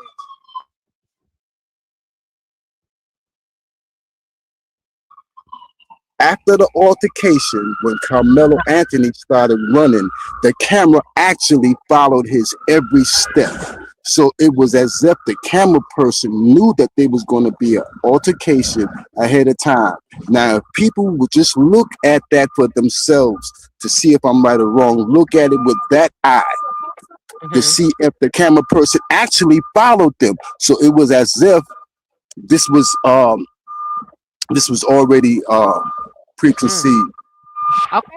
All right. Well, thank you, James. And I'm going to help you out. I don't know if you just came into the live, but I did explain that under oath, the forensic digital analyst did testify. He was asked and instructed by the state to spotlight Karmelo Anthony. So that's probably why it appears to be that way, because he did exactly what they told him to do. We want you to spotlight him. We want you to zoom in, hone in on him. eBoogie713, thank you. You said, I am wondering why was a replica used by the prosecution and not the actual evidence used in the incident. I'm not sure. That's why hopefully those are questions that the appellate team is going to bring into their brief and their motion, right? Was there a significant legal error? Leticius, thank you for the $10 super chat. You said, Queen Sheba, many people are asking, did the arresting officer read Karmelo his Miranda rights? Let me pull up. I don't think so. There was no, hold on. I'm going to have to pull up the police report. Darn it. Was this addressed in court? It was not shown in the body cam footage. I don't recall. I do recall in the police report, I'm going to have to pull it up, where he explains to Karmelo, you don't have to answer questions or something of that sort. Oh, now you got to make me find my police report. We can pull it up. If somebody, listen, if y'all got it, send it to me real quick on Instagram and I'll pull it up and read it. You're talking from Officer Cortez, the one when Karmelo said, is not alleged, I did it. I do believe he made a notation in his police report to Karmelo, and I have to see what the exact wording was or is.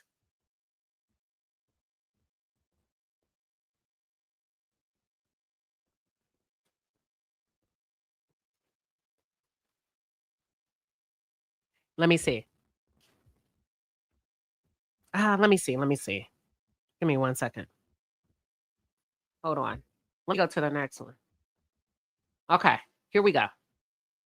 Bron Sugar, thank you for the $5 super chat. You says the judge having a relationship with Metcalf daddy is judicial bias along with dismissing the black jurors. Hopefully enough is enough.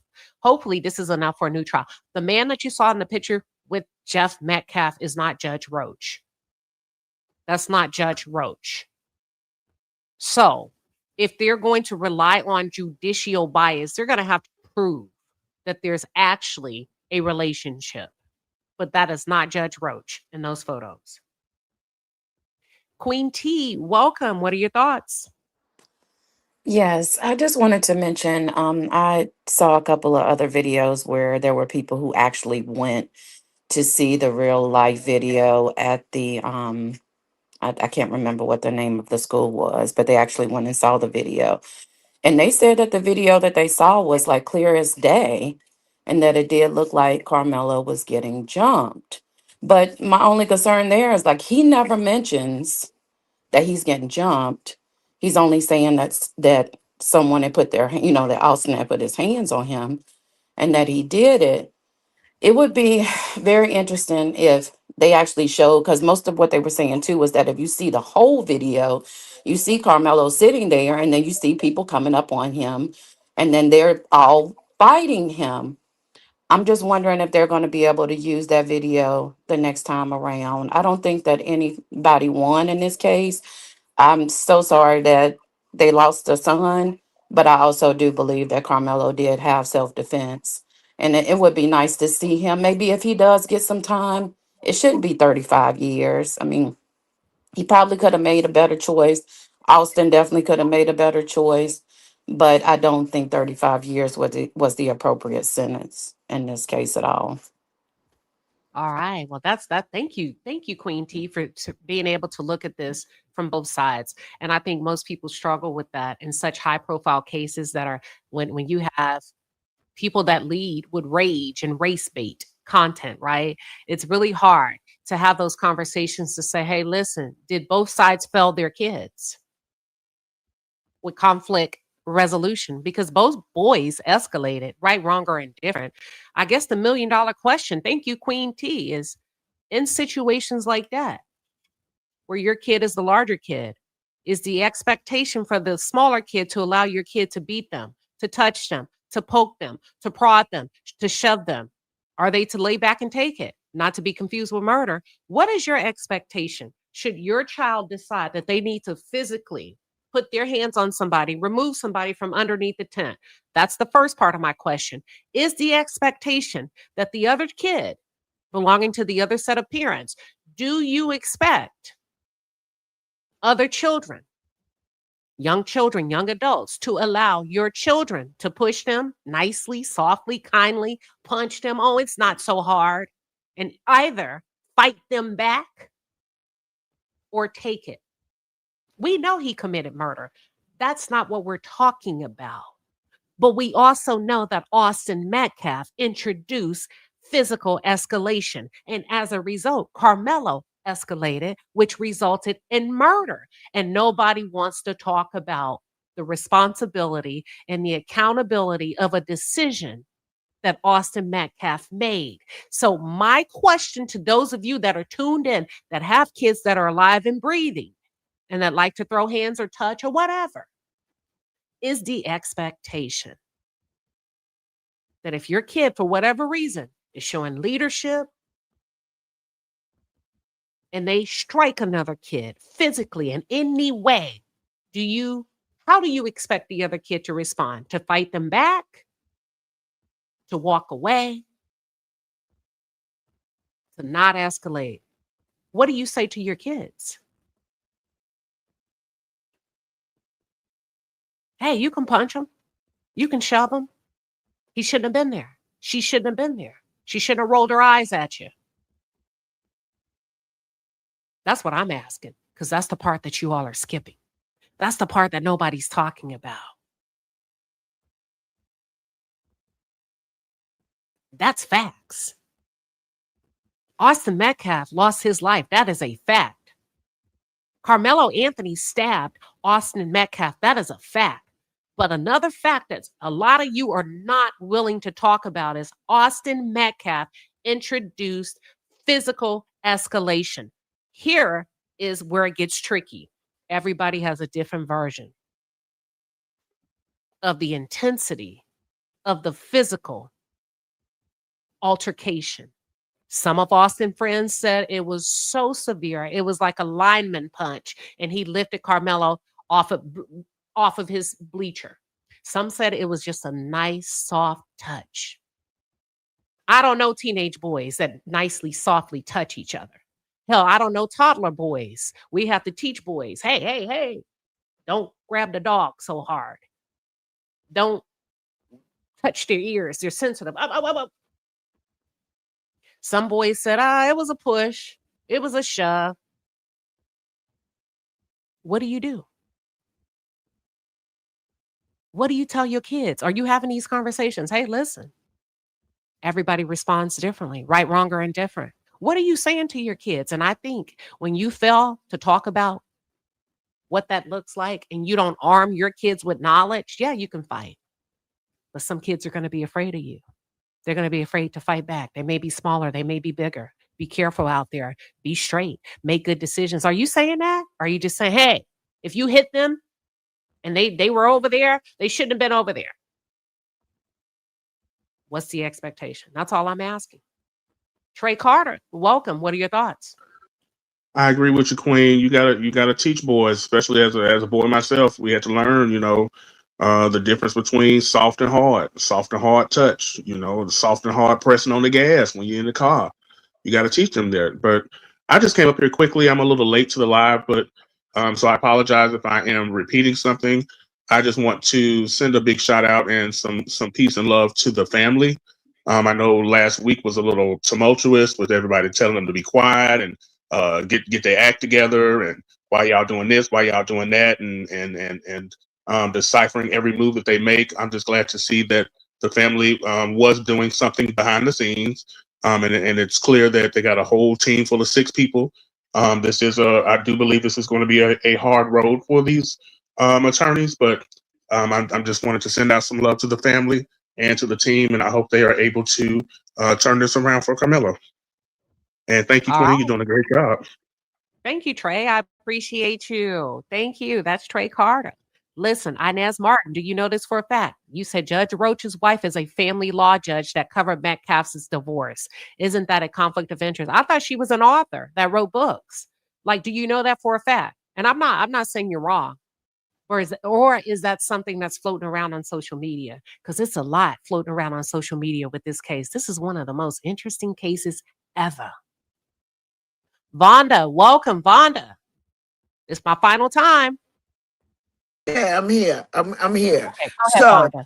okay. So, you know what I want to do is give a cautionary tale to all us Black women. We want to um, put our sons in those finest of schools, even our daughters.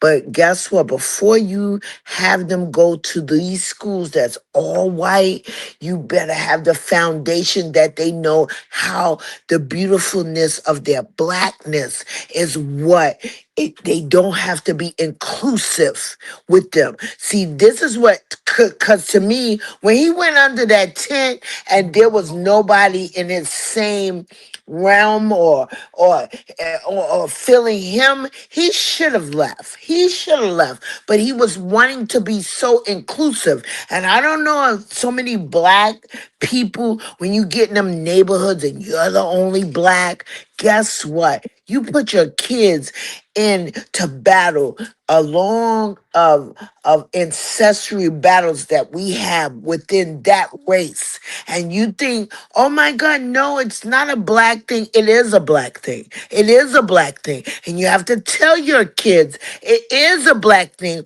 why they don't like you for no apparent reason. And once they're secure in that, then they don't want to be included with them. They will rest on their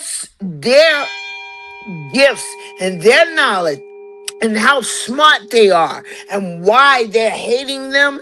It's just because it is who they are. And if you don't make them secure about that, that's when they have this thing about, I just want to be, because you're denying what's the history. Tell the history. Tell what's going on. Tell there's an innate thing within them. All right. Thank you, Vonda. That's time. That's time.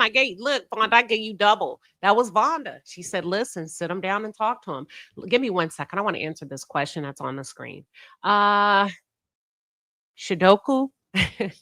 Shidoku says, I think based on the total time everything took place, it is impossible to conclude any amount of violence from Metcalf that could be seen as life-threatening. He probably could only have thrown one punch. Okay. If we take a look, right, at the evidence, the video that's introduced into the court as evidence, so we would have to, let me ask you this.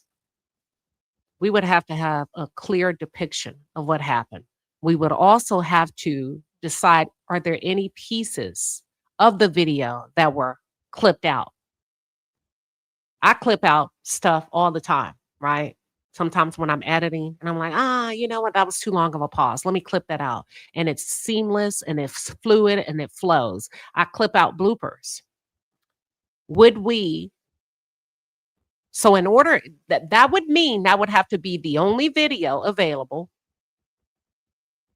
That would also mean would we need a different angle? Would we need the forensic analyst to zoom in to give us a bird's eye view? A bird's eye view. I don't agree or disagree, but I think it's something, a dialogue that we can build off of. Let me go to Miss Cookie. Miss Cookie, welcome. Welcome, Miss Cookie. Hey, how you doing? Good, good. I like how detailed you are. This is what I have 4 black sons, and this is what I teach my sons. Do not go around bullying someone because you don't know what people are thinking, right? And you bullying them, they may take your life. So do not go around putting your hands, bullying, and messing with people because you may not make it home. And that's what I state to my boys. Um, and this case has a whole lot going on, a whole lot. But I will say this right here. I hear a lot of people blaming the mother and the father, but you can't blame them. They state, well, they should have known this or they should have known that about how the court system take place. But if you have never been a part of the court system, you really wouldn't know how to maneuver in the system. And I think that's wrong for people. And it's just not the Caucasians or the white people. It's black people too. I just hope that he gets a new trial and all new evidence comes out. And I really hope that it works in his favor. All right. Well, thank you, Miss Cookie. Thank you. That's Miss Cookie. Let's go to Brown Sugar. She said it's a reason that judge abruptly resigned. He had already stated that he was going to resign. Unless something I hear it on social media, but I tend not to listen. Like as in last week. I mean, didn't he just issue like a bond to the guy that was down there threatening Karmelo's life? So when y'all say abruptly, is Judge Roach no longer in the Collin County Courthouse? Because I think it was public knowledge that he was going to retire in 6 months. Is that what y'all mean by abruptly? Or is it a fact that he, as of last week, walked away? Thank you. Okay, you corrected. Sorry, Willis's wife. Yeah, Willis's wife. So Watching the world. Thank you. Watching the world. Thank you for the 20 piece and the pepper. You said, can you explain who arrived in the tennis first, Austin or Karmelo? Yes. So this is okay. Yes. Okay, here we go. Let me get my notes. Let me tell you what the prosecution said that's incorrect based on the video evidence. When the prosecution began to explain the video, let me get it. Hold on. All right. And they called Mike Porter. Now, I did not know this was incorrect until this new video was released. Okay. What they explained was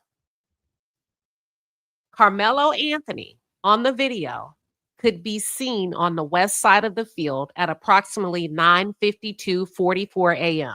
You can see Karmelo Anthony enter the frame through the entrance and he's looking around. You know, when you come up the ramp into a stadium and you're kind of looking around for a seat. They describe that he has a backpack in his hand and then he turns around and he leaves. He goes back down the ramp. That's 9:52 a.m. At 9:55, they testify under oath, and the digital forensic expert validates this. At 9:55, they're saying that Karmelo Anthony comes back into the frame and he leaves the field of view. And at 9:56:07, he starts to walk toward the tent, the memorial tent. They then show Exhibit 6, which is labeled as 9:53:06 a.m. They say the victim, Austin Metcalf, enters the screen. It's Austin, a second person with him who's Hunter. They're walking alongside the fence. This is on the transcript. This is how the state presents it. And that Austin, Hunter, and the other kids entered the bleacher area at 9:53. They're saying at 9:54:16, it takes Austin about a minute to get to the tent at 9, and he arrives at the tent at the bottom area at 9:54. The state said that Austin got to the tent first, and 2 minutes later at 9:56:14 a.m., Karmelo Anthony enters the tent from the left field of view. You can't see Karmelo Anthony. You guys aren't able to see it, right? Because it's almost like, I don't know if it's by design or if that's all he could zoom in on. Part of the tent is cut off from the screen. You see Karmelo Anthony enter the tent. Now, the evidence that they showed us, the timestamps, the way they put the video together, they say that Austin and Hunter was in the tent first. Fact check me. And Karmelo entered 2 minutes later. But when you watch the video, that's not true. I didn't know that. I'm only documenting and I'm taking notes, right? And now as I'm watching everything, and there's portions of the video we were not able to see as the public. And now that I'm seeing what you all are seeing in real time, I'm like, oh, whoa, whoa, whoa. The prosecutor, I have it in my notes. They said that Austin got to the tent first, but it looks like he did. They said at 9:56:14 a.m., the left side field of view, Karmelo Anthony enters the tent from the left. 4 minutes later, by 9:58 a.m., there's some movement underneath the tent. Very vague words they're using. 2 minutes later, at 10:00:48 a.m., there's you witness a first quick movement. I made a note. This is probably where Austin Metcalf is visibly pushing Karmelo. Now, what I saw in the courtroom, you can see the body shift. So it wasn't a soft push. It doesn't matter, right? We're not justifying anything. It wasn't a soft push because you can see his body go to one side, okay? That's the first quick movement. At 10, okay, so that's 48. 10 a.m., 48 a.m. A few seconds later, you can see Karmelo Anthony is seen above the tent area. He's seen running, then he falls, then he runs and he walks. You see the kids chasing and pointing. These are my notes, okay? at that's it. So in the courtroom, the state presented the evidence as if the Metcalf boys were under the tent first, and Karmelo came second. But in reality, what it looks like is Karmelo was under the tent first, and the boys came second.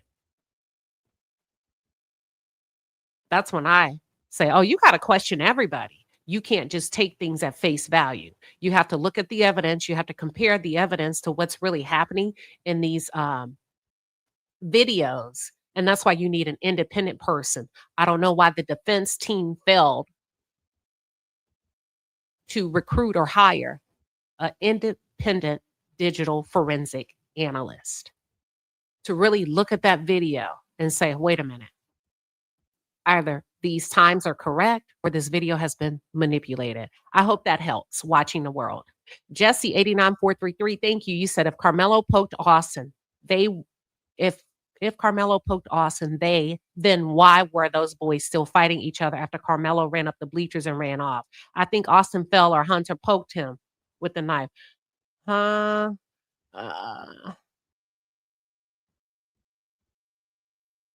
Okay. I think I'm following. What was testified to in court is Austin didn't realize that he had been stabbed until he attempted to take a few steps to possibly chase after Karmelo, right? Y'all, it was a fight under that tent. This wasn't a simple, hey, can you move? Boys fight. We would be stupid if Austin did not know he was stabbed. Austin was going. They were going to pursue him. It wasn't until he realized that he was stabbed that he stopped and he stumbled. Those kids at first did not realize that Karmelo was stabbed. They were going to chase him and I don't know, continue to fight or whatever. But if you think that what happened under that tent was a simple, hey, just get out of here, just leave, then you're sadly mistaken. That adrenaline was rustling, the testosterone was high. The boys were under that tent, shucking and jiving. And the outcome was fatal. That's when Austin realized, according to testimony, that he was stabbed. He lifted up his shirt or his hoodie or whatever he had on, and he said, he fucking stabbed me. And that's when the kids, when they saw the gaping wound, according to the medical examiner, that's how she described it, the kids begin to freak out and start to run in different directions. So you may have witnessed a little bit of that aftermath. Carolina's Finest, thank you for the $5 super chat. You said, I told my son that you are not an adult. That's what teacher and school staff is for. I'm going to say this, and I'm going to say it loud and proud. Coach Starr, you should be held accountable. I think you should be fired. I think you should be fired. I don't care if you work with the linebackers for years. I don't care if you're good. You made a very bad decision that day with little to no instructions. Hold it down. Let me go to Joy. Welcome, Joy. What are your thoughts?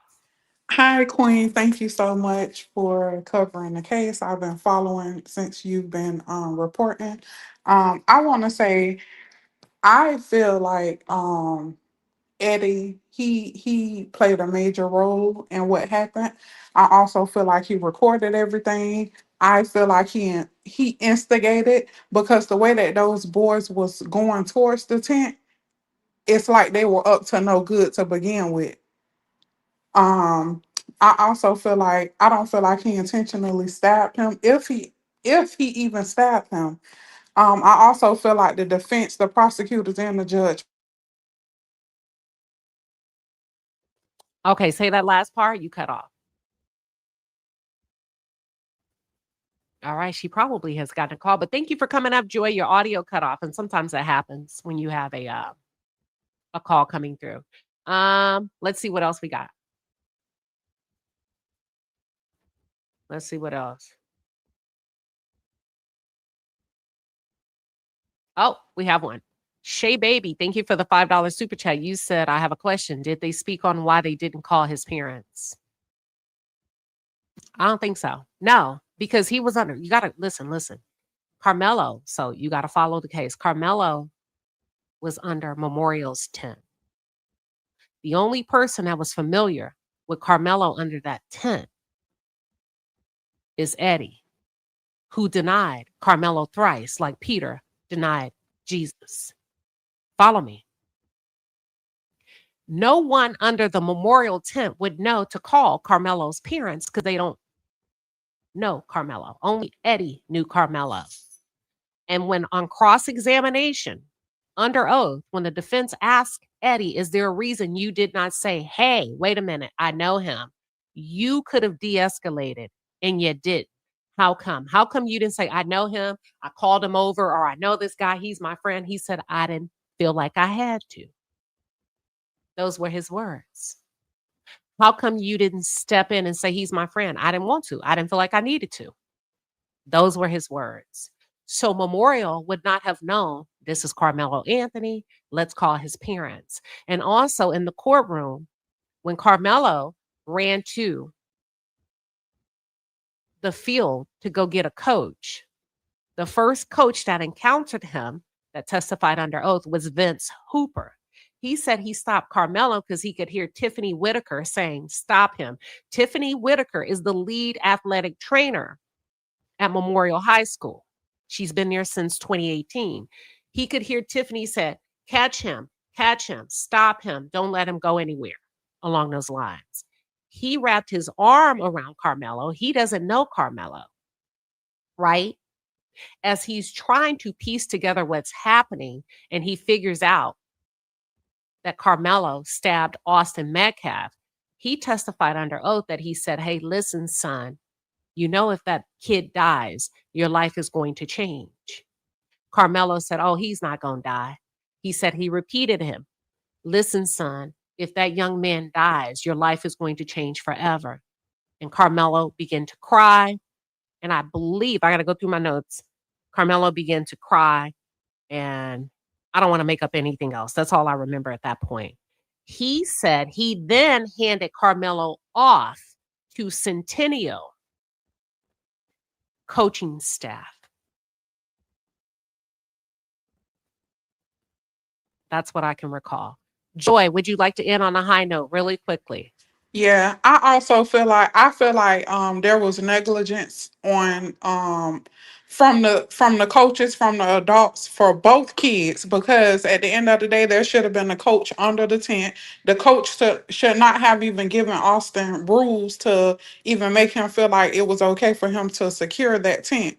Although I'm pretty sure when he gave him the rules to be a leader, that did not mean secure the tent. They just tried to cover up and say, this is what I meant. That's not what he meant. They jumped him. They were all in cahoots.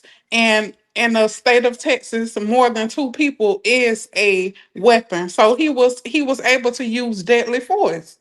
And it's unfortunate that Austin didn't keep his hands to himself, and that's what led to his demise. And people need to stop making it seem like Karmelo just went under the tent and stabbed off Austin, because that's not what happened. There was a fight that Austin instigated, and just so happened he died in the midst of it. All right. Thank you for coming up, Joy. All right. She Baby, I think you're talking about law enforcement. Also him being 17. Why wasn't his confession throughout when no rights were read? We don't know if the rights were read. American Born, are you here? Let me know if you're here. All right. Kampohi, welcome. Welcome. How you doing? I just wanted to say I never knew he was in a chokehold until you mentioned that today, and I followed you from day one. He was in a chokehold. Remember, I said I learned that off the record. Wow. So that would explain the fear. I still am confused about how that knife being in that 45-degree angle could have pierced such a tough muscle around the heart. It's not easy to be stabbed in the heart and have that much damage. That's confusing. Another thing real quick, if Austin were really stabbed by Karmelo by this knife, that's a piece of evidence that should have been entered, the actual murder weapon. I've never seen a trial where the actual murder weapon wasn't introduced. So those are the things that I'm hoping. This process is going to take at least 2 years.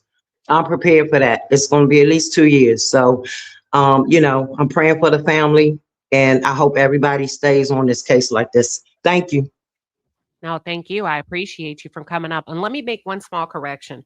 I said it earlier. The medical examiner did not testify that the knife was at a 45-degree angle. She said it was at a slight angle. Mo, welcome, Mo.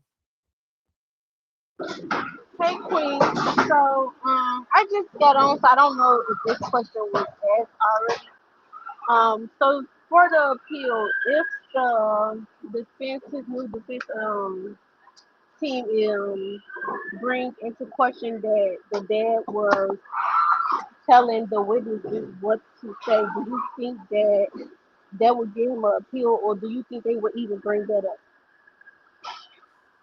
They would have to pull the tapes. I mean, there's video. So I don't know why the defense didn't pull, but he did it. I was right there. I saw him do it.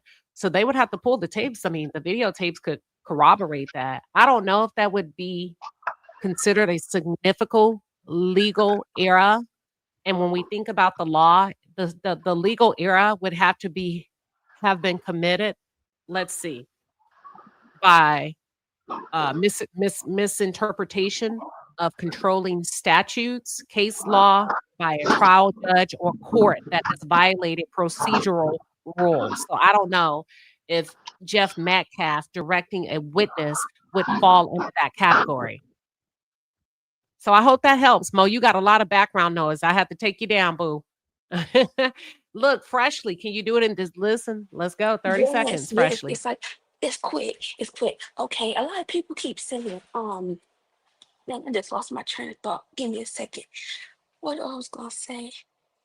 I'm gonna take you down. I mean, stay. I'm gonna let you hang out for 30 minutes. That'll give you time to think. And then when you're ready, type in the back chat and I'll bring you back up.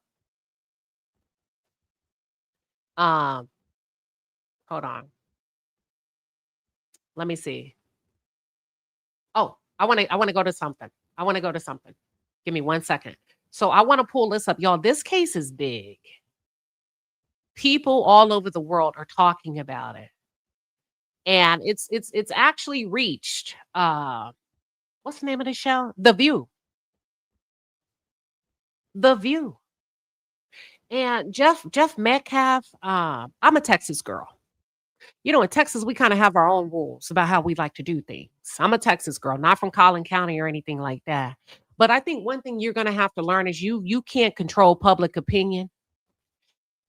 And I don't like the way you're showing up as if you can control what people have a right to say and what people's own viewpoints. And sometimes a small town mentality shows up when you step outside to socialize with everybody else. That controlling, domineering approach doesn't work on the rest of the world like it works in a small town. Why are you saying that, Queen Sheba? I want to play a small clip from The View and then Jeff Metcalf's response to it. Freshly, real quick, what are your thoughts? Okay. So I see a lot of people saying they don't really think he did it. Can you clarify if any of the witnesses testified if they actually saw the poking? No, none of them really testified that they saw that. No, they just said they realized Austin was stabbed when he lifted up his shirt. The consensus of the testimony of the witnesses placed on the stand by the state, Austin didn't even know he was stabbed until he lifted up his shirt and said, he fucking stabbed me. That's when most of the kids found out in that moment. But nobody said, hey, I saw him take out a knife and Right. No, they did not. So that's what I'm saying. So if it was intentional, if it was plain, like they saying it, when he saw Austin, everybody would have saw him stab him. If he was in a seated position, the way the state is presenting it, and Austin and Hunter were surrounding him with two other guys, and he takes the knife out of the bag and he was in a seated position, there's a high probability that they would have seen it. But if he's in a headlock and reaches in the bag, there's a high probability you would not have seen it coming, which leads me to believe the information that I received off record that he was actually in a headlock when he stabbed Austin. Listen, let me tell you something. You said he wasn't surrounded. Well, I mean, some said he was, some said he wasn't. I'm basing this off of the witness testimony, unless you know something that we don't, unless you know something that was, you have background information. I was in the courtroom. Yeah, I just wanted to come up and clarify. None of Oh, the thank you, witness Freshly. stated. I'm talking Yep. to this person right here. Hold on. Oh, I'm talking because watch this. Oh, but thank you, Freshly. I'm gonna drop you. Thank you. Necro Knight. Let's shuck and jive for a minute. Let's shuck and jive for a minute. Many say Karmelo should have left, right? Hey, you're being asked to leave. We know for a fact he never stood up in an aggressive position when he was met with force. Whatever level of force you need to putting your head to sleep at night. It could have been a hug, it could have been a poke, a soft caress, whatever it is, right? That you tell yourself. We know he never stood up. If you want somebody to leave, would you not give them space to leave? Was he granted the opportunity to leave? Hey, you need to leave. You need to leave. Was he granted the opportunity to leave? How much space did you give him? See, I would have asked those questions as a defense attorney. Those questions were not posed on cross examination. When you asked him to leave, how much space did you give him? Did you step down? Did you step back so that he could get up and leave? Or did you continue to stand around him? I would have asked that. How can I leave? I'm just saying, I'm playing devil's advocate. I hear you. You need to leave. I hear you. But bro, you got to let me go. Official Pooh, what you got? How you doing, Queen? I'm gonna make it real quick. How you doing? All right. Yeah, thank you. Okay. Thank you. Okay. Real quick. Are you familiar with the lawyers with Russell Wilson? Not deeply familiar. Okay, let me help you out real quick. Okay, this is the best attorney since Johnny Cochran. Everything that everybody been trying to ask, everything everybody been trying to get off their chest, all the defensive situation that you was saying when you was in there, you didn't see. He's gonna break everything down from A to Z. When I say A to Z, A to Z, I think that Karmelo is gonna come home on a monitor, and they're gonna do it for a retrial. Now, it's a lot of things that people saying that can't happen. This won't happen. Russell Wilson is judge's nightmares. He's one of the ones that people have to go really and do their real homework on. They have to do so much homework on Russell Wilson that it would take them months and years to do this. Now that he done brought the other people with him, that's even worse. So everything what you didn't see at that trial from the defense attorney, you're about to see it now. He's 10 times better than Toby. He's one of the ones that he's one of the guys. He's one of the guys gonna break everything down. Why did you take it? What happened? What put you in that situation? Who told But you you this? remember, hold on, in the appellate process, they can't call any witnesses. Okay. That's So the check only this. Okay. Well, the thing about it is he's going to do everything he can do to bring Adam Carmelo and see what Carmelo, who was he going to see who was around. Now, one thing he's going to do, they can't bring them up, but Wilson will get all the information he need, and for him to get on this case, he wouldn't have got on this case if he couldn't beat it.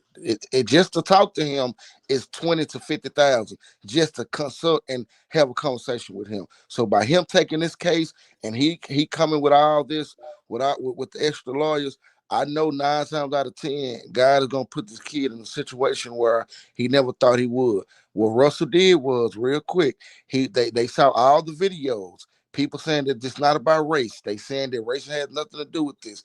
Mr. Wilson is going to break down everything from the dad to everything. And I'm talking about Metcalf dad. So be looking forward to one of the best trials ever been done in the state of Texas. Mark my word. I'm listening to you. I just kind of subscribe to you, and I've been liking your conversation and the way that you present yourself for the last couple of weeks. So go on and do your show, and I appreciate you for even letting me on. And I did not mean to go over 30 seconds. I gotta respect your show. all right. Hey, if you make sense, I'll let you. If you're cooking and everybody's following, you did a good job. It sounds like people in the chat know who you are. So thank you for coming on. Okay, you have a blessed one. You too. All right, y'all. Give me 1 second. I got to shuck and jive for a second. Listen, sometimes if you put it in the chat, I just may come. Let me do this. You said, I think both sets of parents should sue the school district. I think so too. The lack of supervision is responsible for all of this. I think so. Before we get to the lack of supervision, we get to the instructional provision, which Coach Starr sent a text. I need you, and it's on my other notes, to hold it down. Hold on. There were some missteps on Coach Starr's part. And I'm going to say this. We don't force outcomes, right? That's one of my mantras. Don't force outcomes. Sometimes things don't go your way for a reason. And I let it play out because Austin and Hunter were kicked off of that team, whether you want to admit it or not. They were kicked off of that team. Coach Starr testified under oath that he kicked him off the team. See, this is why you don't force outcomes, because had he gone with his original decision, Austin Metcalf would still be here today, period. Had he gone with his original decision to leave them off the team, he would still be here today. I use we don't force outcomes because sometimes not forcing outcomes could save your life. Let me go to the next one. Lisa, welcome. What are your thoughts? Okay, Lisa, are you ready? If not, I'm going to go to the next caller. Lisa. All right, Lisa, we can't hear you. I'm going to drop Lisa down. Maybe you can try to come back. Lulu, thank you for the $5 super chat. You said, Queen, why did the first report say he was stabbed in the abdomen, but now it's the heart? Please read. What report? I've only seen one medical report, and that was the one in the courtroom. Is there another report from a medical examiner that has been released publicly that initially stated he was stabbed in the abdomen? Are y'all seeing that? Let me see. Hold on. Oh, let me shuck and jive. Necro night. That's like saying I went to the Yankee game, then saying I was surrounded by people. I told you it's whatever you need to sleep at night. Whatever you need to tell yourself.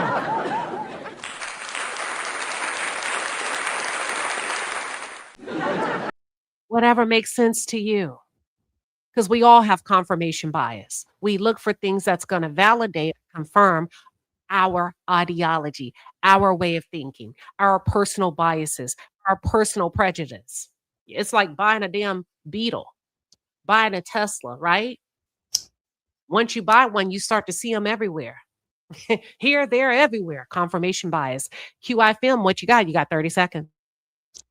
All right. I just want to reiterate something real quick. According to what I heard just recently, Karmelo was sitting down. Well, first, Hunter admitted to taking Carmelo's book bag and throwing it. Okay, Karmelo may have had his hand on a tool. The tool was not all the way unfolded. Karmelo was sitting, so I never could understand how you could apply so much pressure if you're sitting, right? But if there was a headlock, there is a possibility that Karmelo did not, apply the force. There's a possibility that Austin could have applied, because what do you do when you have somebody in a headlock? You're trying to tighten their grip. So if you're tightening that grip, he could have applied enough pressure to actually puncture himself.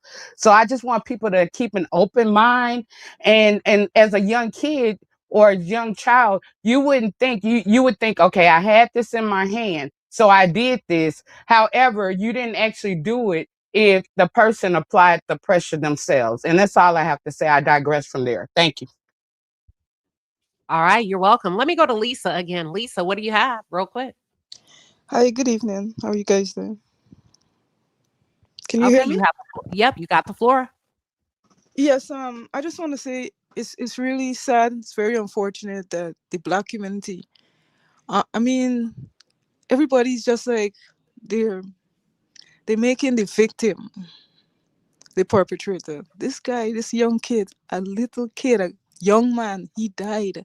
Everybody's coddling Karmelo. Nobody's making him take responsibility and accountability for what he did. It's really sad. Think about it. If it's your relative, if it was your son, I'm really emotional about it because somebody died.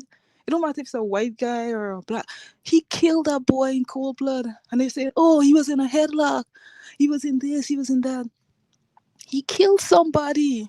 And we're not allowing him to take any responsibility, any accountability for what he did.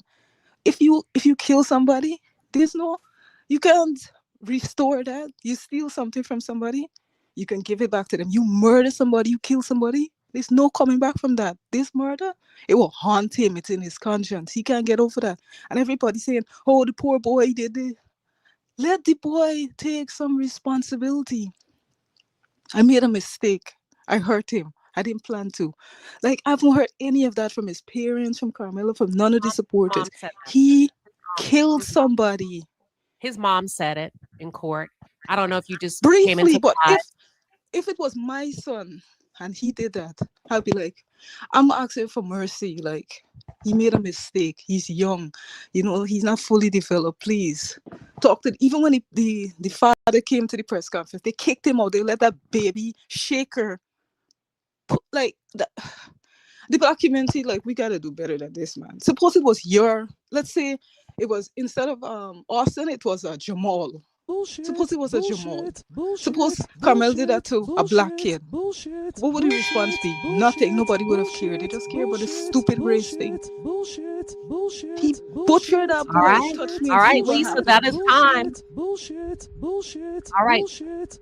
Oh my. Hold on. How did that get up here?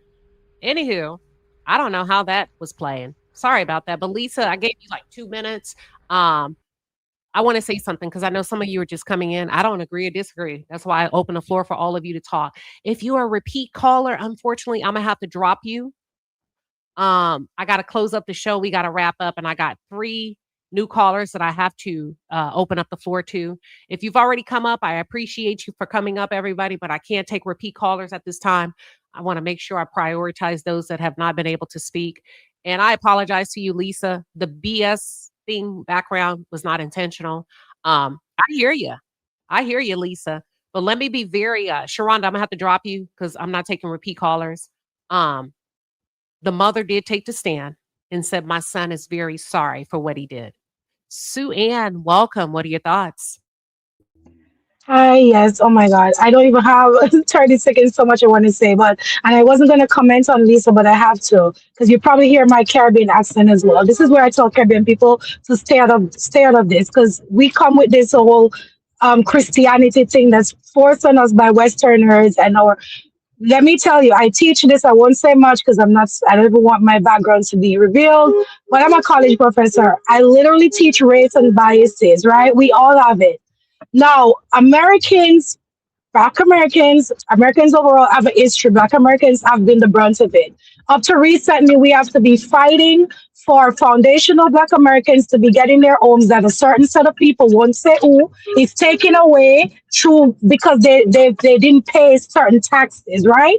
They just take their homes just like that. We're fighting for that in several places in the country, right? These are homes where their ancestors. I'm Black, but I'm not going to take anything from foundational American by saying us, because it's a them thing. They faced it. I've just been fortunate to be here because of the fight that Black Americans have made. That's why I'm a U.S. citizen now. But yes, I come from a family of slavery, but I'm not a Black American. Now, when you're sitting and you're telling people, there's a lot of emotions there, and I'm happy, Sheen Quiver, that you said that you're not. You don't pick sides, because this is not a side thing. This is a history thing. And I see the other side talking about accountability. But if we're talking about accountability, we have to get into the root of the nastiness that is America. We have certain folks who believe that they have the authority on certain people, specifically Black people. Doesn't matter where you're from. Once you look Black, identify as Black, that's the authority. When we have these preconceived notion and biases, we might not directly say to our children, but we give our children that mindset that certain things are a certain way. All right, Suzanne, I got to end you. I try to give y'all extra time, but Suzanne, thank you for coming up. Y'all remember, I can give you 30 to 45 seconds. Be ready to rock and roll. Joshua, this one is for you. What you got? Hold on, Joshua. Hold on, Joshua. Welcome, Joshua. Hey, good morning. So I've been watching the show and I've been listening, and I think the issue that I'm having with the people that are trying to shift the full responsibility to Carmelo Anthony, saying that he should have walked away and that he should have got a coach. Well, the same thing could have been said for Austin. He could have also walked away. He could have also went and got a coach if he didn't want him up under the tent. He didn't have to go put his hands on Carmelo, and if he didn't, he would still be here. So I feel like people are just cherry picking and just trying to choose sides when they should just be looking at the full issue from both sides and not just one. And that's all I have. Thank you, Joshua. I think that's fair. I've been saying that. Listen, right, wrong, or indifferent, we got to talk about it all. And sometimes it's hard because it's like, it's not justifying anything. But the question is, how in the hell did we get here? Let me go to the next caller. Illest, welcome. What are your Yes, sir. thoughts? How you doing this evening? Well, I just want to say this here plain, quick, and simple. The lady that came on before, this is the problem that we have when people say that Carmelo mother didn't do this or do that. Why do we got to always forgive before we even know what happened or if something happened? Why do we got to bow down all the time? You never see the other people bow down. And I'm sick of that, man. We don't have to bow down to y'all just or to them just because they got a clear coat and we got some melon. I'm sick of that excuse they use always saying, or that narrative they put saying that we should bow down. I'm out of here. All right. He said he out of here. That was funny. Okay, let me go to Jamila. Jamila, welcome, Jamila. What are your thoughts? Hi, good afternoon. Thank you for having me. I just want to say that Carmelo did not deserve 35 years. I was bullied as a child terribly, terribly. And I'll never forget there were two girls that used to really bully me in the neighborhood, and they used to wait outside for me. And my mother had already talked to their parents, and that was that. They still did it. And I'm going to be honest, I took a knife and I used to carry it and wait for them. And one day they were waiting for me at the end of my block. And I came outside and I waved at them and I never seen them again. So God forbid if I would have went into that situation like Carmelo. I could have been him. So I understand when you're being bullied and you're scared for your life, that you do what you have to do. My mother had already talked to their parents, to their house, and they still did it. So sometimes it doesn't matter who's involved, whether it's the coach, the parents, or anyone. If the children are going to be bullies, they're going to be bullies. Not saying that what he did was right, but at the time I was a little younger than him. I was about 14 years old.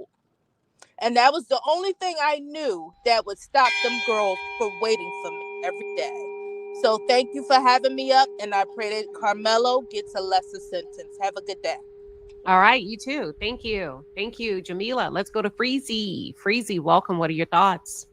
Hey, how you doing, Queen? Um, can you hear me, Queen? Yep, you have the floor. Okay.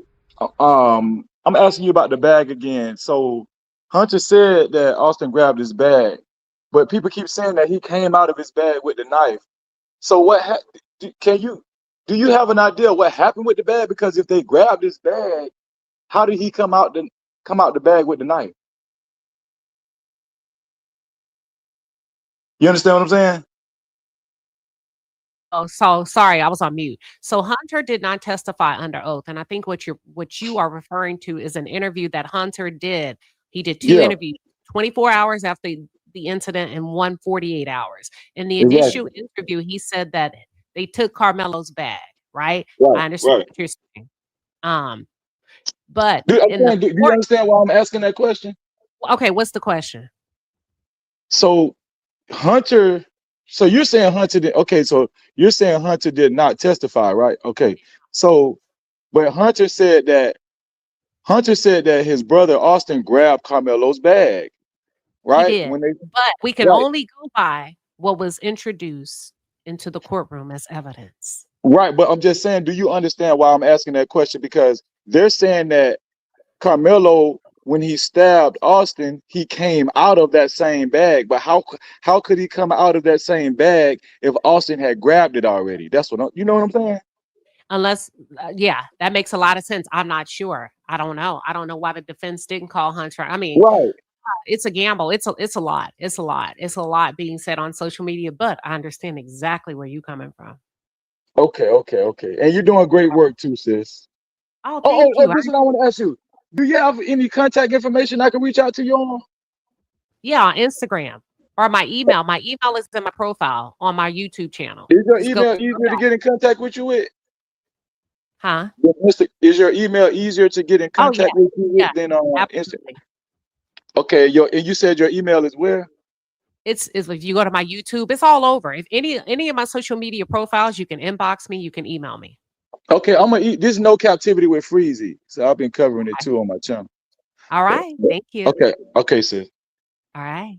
Let me go to Miss K. I'm gonna go to Miss K. So if y'all have already been up, I'm not gonna take repeat callers. I appreciate y'all coming up, but I'm gonna wrap up. My last caller is going to be open book. Okay, Bree Prince. I'm gonna kick you out. Come back. Your device is not connected. I'm gonna wait on you, Bree. Let me go to Miss K. Miss K, welcome. Thank you. Can you hear me okay? Yep. Okay, thank you so much for taking my call. I'm white, I'm right, and I'm white, or I'm white, and I say so doesn't work in this situation. I want to speak to the lady a few callers ago where she was saying we're not holding Anthony accountable. We have a right as a people to ask questions. When we're given grainy video was given late. There are so many inconsistencies. If we get clear video, if the inconsistencies are cleared up, as a mom of a Black man, I have no problem holding Anthony accountable. And if it was my son, I have no problem holding my son accountable. But you cannot take away our right as a community to stand up for this young man when so many inconsistencies and things that are not right are clear and have taken place. Why give us grainy video a year later? Makes no sense, because we all know if it really showed that young man doing what they said he did, that video would have been released within days of the event. Don't play with us. We are a honest and true people, but we want real answers, and we're not going to lie down on this one. You understand what I'm saying? We haven't seen any shirt with any stab wounds in it. Why not? Where was the knife found? You know, someone said, I read that it was found down at the bottom of the bleachers. Well, how did it get down there? Did anybody say they saw Karmelo throw the knife? You know, just too many things are unanswered. Why wasn't it, anything else presented in that manner on the trial? Why was the trial not seen by the public? See, all these questions have to be asked. And if the shoe was on the other foot, they would definitely be asking those questions. And we have a right to ask those questions too. Thank you. All right on time. That's Miss K. Open book. Sit tight, because I got you as my marker. Sit tight, because I know when I go to you, you're my last caller. All right. Y'all got 30 seconds. Hold on. Tamika, I'm going to go with you. Then I'm going to go to Miss Lou. And then I'm ending with open book, y'all. I can't take anybody else. Open book is my last caller. Let's go, Tamika. Open book, she a good person. I know her. At the end of the day, I'm from Houston, Texas, but them white folks don't give a fuck about us. And they did. Like, I'm so sorry. I'm so sorry for this. And it makes me that I know I'm about to end soon. It makes me want to hurt myself because this is crazy. Oh, no, Tamika, I gotta take you off because I gotta, if you're feeling that way, I gotta redirect you, right? Especially on a YouTube live. I gotta redirect you to 988 or to, if you're feeling that way, you have to. I can't keep you on the live. I have to encourage you to reach out to 988 or get somebody or call 911, unfortunately. But I am so sorry that this has taken that type of toll on you, Tamika. It's a lot. It's a lot, and we most certainly understand. But if anybody's feeling that way, and you're just feeling like you don't feel safe with yourself, please reach out and contact 988 or 911. Miss Lou, welcome. What are your thoughts? Can you hear me, Queen? Yep. Okay. I just have a few choice words. This what I want to say about this whole situation is that this was a legal lynching in modern day time. And this applies to anyone in our community with black and brown skin. They are sending a clear cut message to us that you better not defend yourself in any circumstance.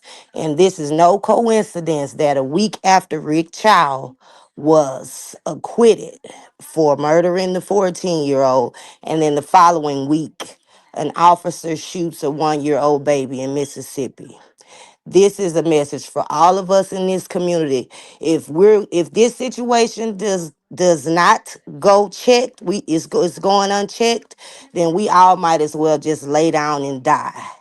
Because if you know anything about the Bible, even the Most High God Himself had armies and fighters and warriors to deal with aggressors and bullies in His life that will not correct themselves or stop themselves. We have to start in the beginning of this story and not in the middle. And that's exactly how we got here. You can't tell someone how to respond to a crime that was committed against them first, because it was them in that situation, not you. Because none of us know what we'll do when our life is threatened. I just want to say that, and we shall overcome All right. someday. Thank you, Miss Lou. That's Miss Lou. Open book. Give me 30 seconds and you're up next. Aja Sunshine. Let's go. Can you do it in 30 seconds or less? Aja. Aja, we waiting Can for you hear you. me? If not, I'm going to open. There you go, Aja. Come off mute. Okay, you can hear. So you can hear me now. Yep, I can hear you. Okay, Yep. so quick question, Queen. I know you said that you were in a courtroom, and I heard that there was one of the witnesses that started to say that Austin hit some type of linebacker move or something. Then when court took a recess, when they and the person was taken into the chambers, when they came back, he didn't resume. He was like totally different from where he was going. Do you recall anything like that happening? I got to go through my notes. It was a lot Okay, going on in that. okay. Yeah, I got to go through my notes. Okay, if you ever do remember that or come across that, please cover it on one of your your screenings. I will be Okay. we'll all be watching. And another thing Okay. I just want to say real quick, when this first happened, it was just so discouraging, and I'm sure for a lot of people, I didn't even want to turn on the TV that day because it just was going to hurt to see the actual guilty plea, but I just felt it in my spirit that's what it was going to be. But now when I turned on the TV and seen this new legal team and stuff, and I seen him walk out this morning, it looked more like God has him walking in a higher purpose. It just feels different. But I can't deny at first it felt like so defeating. Like, why does all the, such evil always happens in our faces and to us, as a people? But now I think we're moving in the right direction. I just want everyone to stay encouraged as the truth comes out. And also, if you get a chance, Queen, make sure you interview one of those video witnesses that went to see the true ISD video. The details that they described were very clear. And I thank you so much for giving me time. And I'm still staying tuned. Keep doing your All right. work. Thank you, Aja. All right, y'all. I'm taking my final caller. I gotta go. Open book. Welcome. Hi, Queen. Thank you so much for having me up, and thank you for your hard work on this case and really keeping us updated during that time. And I remember yesterday I was reading through the CBS News updates, and something that stood out to me with two of the witnesses, and I don't know if you were there that day to recall this, but one of the coaches stated that when he was talking to Carmelo, that Carmelo did not think that he stabbed Austin in the spot where he stabbed him. Then after that, another witness, I think Reberman, he said that he was one of the ones helping Austin, and he said that he was trying to help to apply pressure to an abdomen wound. So I was a little bit confused with that because we've been hearing that Austin was stabbed to his chest area, but there was a witness that, according to CBS News, stated that there was a wound to his abdomen. So I was trying to, understand that as to did Carmelo think that he stabbed Austin in his abdomen and then there are multiple wounds? I don't know if you recall anything about that. So there was one single wound that was fatal, and it Okay. was to his heart, according to the testimony of the medical examiner. There were not multiple wounds. There was one wound. And we did see the autopsy report. The jury did see photos of the fatal wound. We weren't able to see it as the public, but now we can see it since the judge has released that evidence. I don't recall a witness stating that they attempted to help Austin with an abdomen wound. What I do recall, because there was a day that I did not get in while some of the kids were testifying. I wasn't able to make it into the court, and that could have been one of those instances. But I do remember a kid said he attempted to help, but the coaches and the teachers and the adults were making and instructing the kids to leave. Okay. Okay. Okay. I Thank you for hope that that. Because helps. no, it does. I was just wondering why CBS News reported that Reverman stated that it was the abdomen, because those are two different areas on the body. I And that mean, is so it confusing. could have been a piece of key testimony. I just don't recall hearing that, and it could have been on a day that I was not allowed into the courtroom, or I didn't make it into the courtroom. Okay, got you. Thank you so much, Queen. I appreciate that. Have a great Absolutely. Absolutely. And day. thank you for your patience. That's open book, y'all. So what the and I'm gonna read it. I got it. You're talking about the witness. This was the fourth witness called by the state, Vince Hooper. He's the head football coach at Heritage High School. He Let me tell you my notes about him. I put he's likable. He has a raspy voice. He seems open, light. He seems very easy to talk to. He seems honest and upfront. That's what I wrote about him, right? Um, can I be honest with y'all? I noticed, and this is just me taking notes. I didn't even realize it, but I realized there was a pattern when they would talk to Black witnesses. They would want to know, how much do you weigh? How tall are you? And I don't know if it was a subconscious bias, but it's definitely in my notes. And as I was going through my notes to look at everybody, I don't have the height and the weight of the other boys. So it's a trend that I found.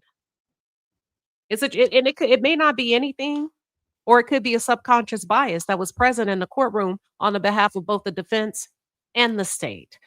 That's it. Now, when you're talking about uh the coach, thank you, open book. What he said is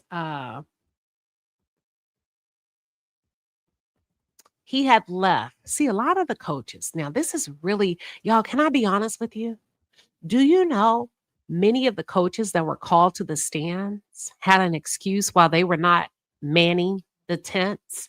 Some went to get a crock pot. Some had left to go outside of the stadium to get batons. Some was doing something. So this is an opportunity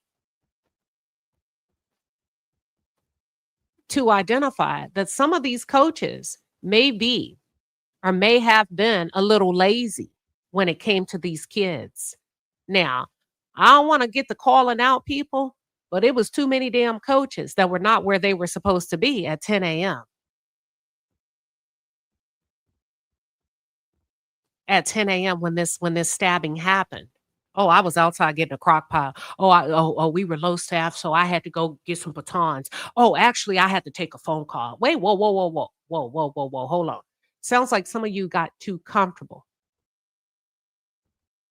for whatever reason, and you didn't do your due diligence to make sure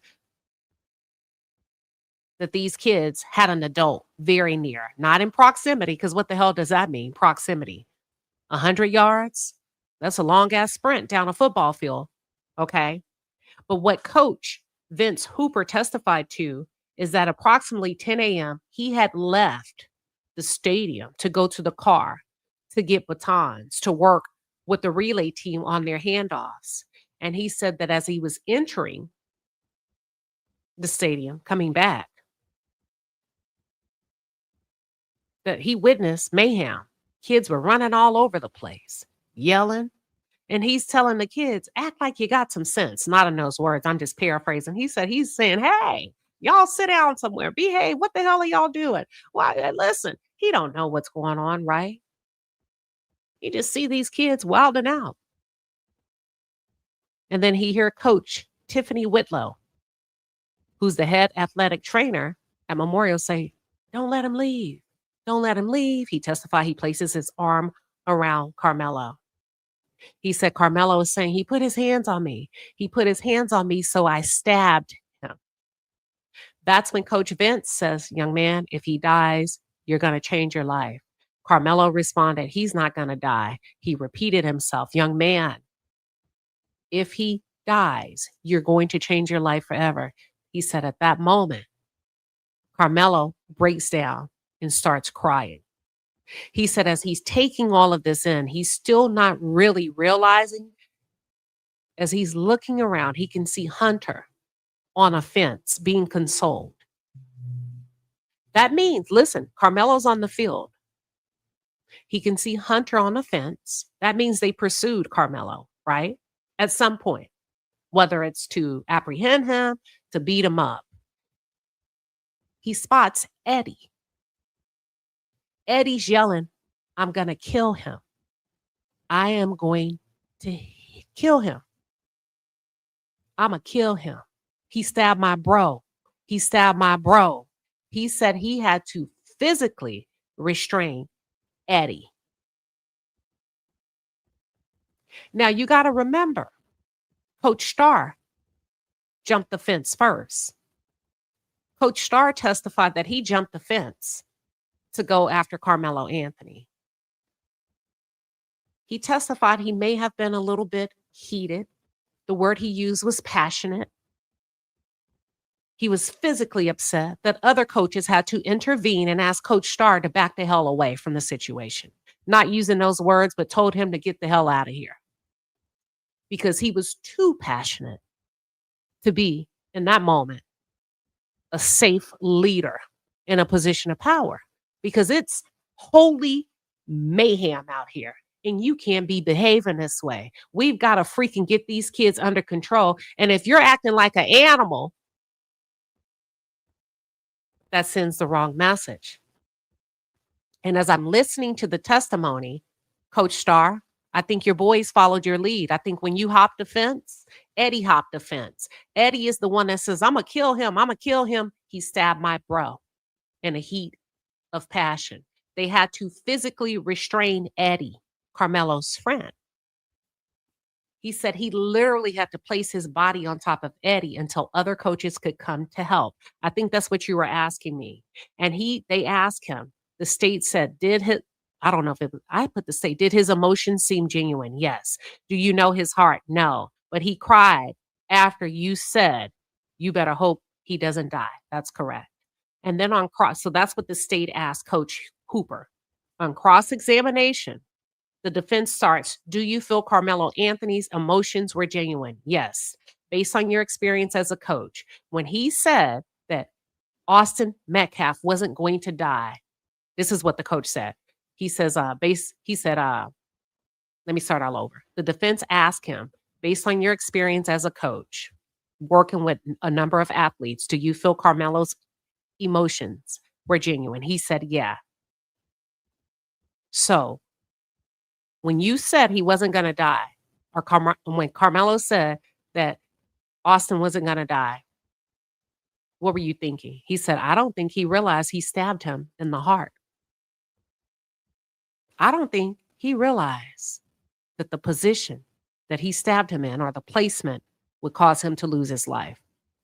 He did testify that Karmelo did not try to run. Karmelo followed all of his instructions. At one point, he had to put Karmelo on a fence and he told him, stay right here. And Karmelo stayed and he was there until the coach returned. He said that it's not unusual for kids to mingle under each other's tent. And then he ended his testimony by speaking. And he says that I've been a coach since 1994. I love all of the kids, even the ones that are our opponents. I treated him like I would treat any other kid, and I held him until I could safely hand him off to a centennial coach that was more familiar with him. That's it. I hope I answered your question. That's all I got. I think that's a good place to end. Thank you, everybody that called in. Look, even some of you that have been menace in the chats. So Yeah, if there's any new updates, I will keep you posted. If not, I'll see you at the top. All right, everybody, that's all I got. I'll leave the chat open for a little bit. So y'all enjoy going back and forth in the chat.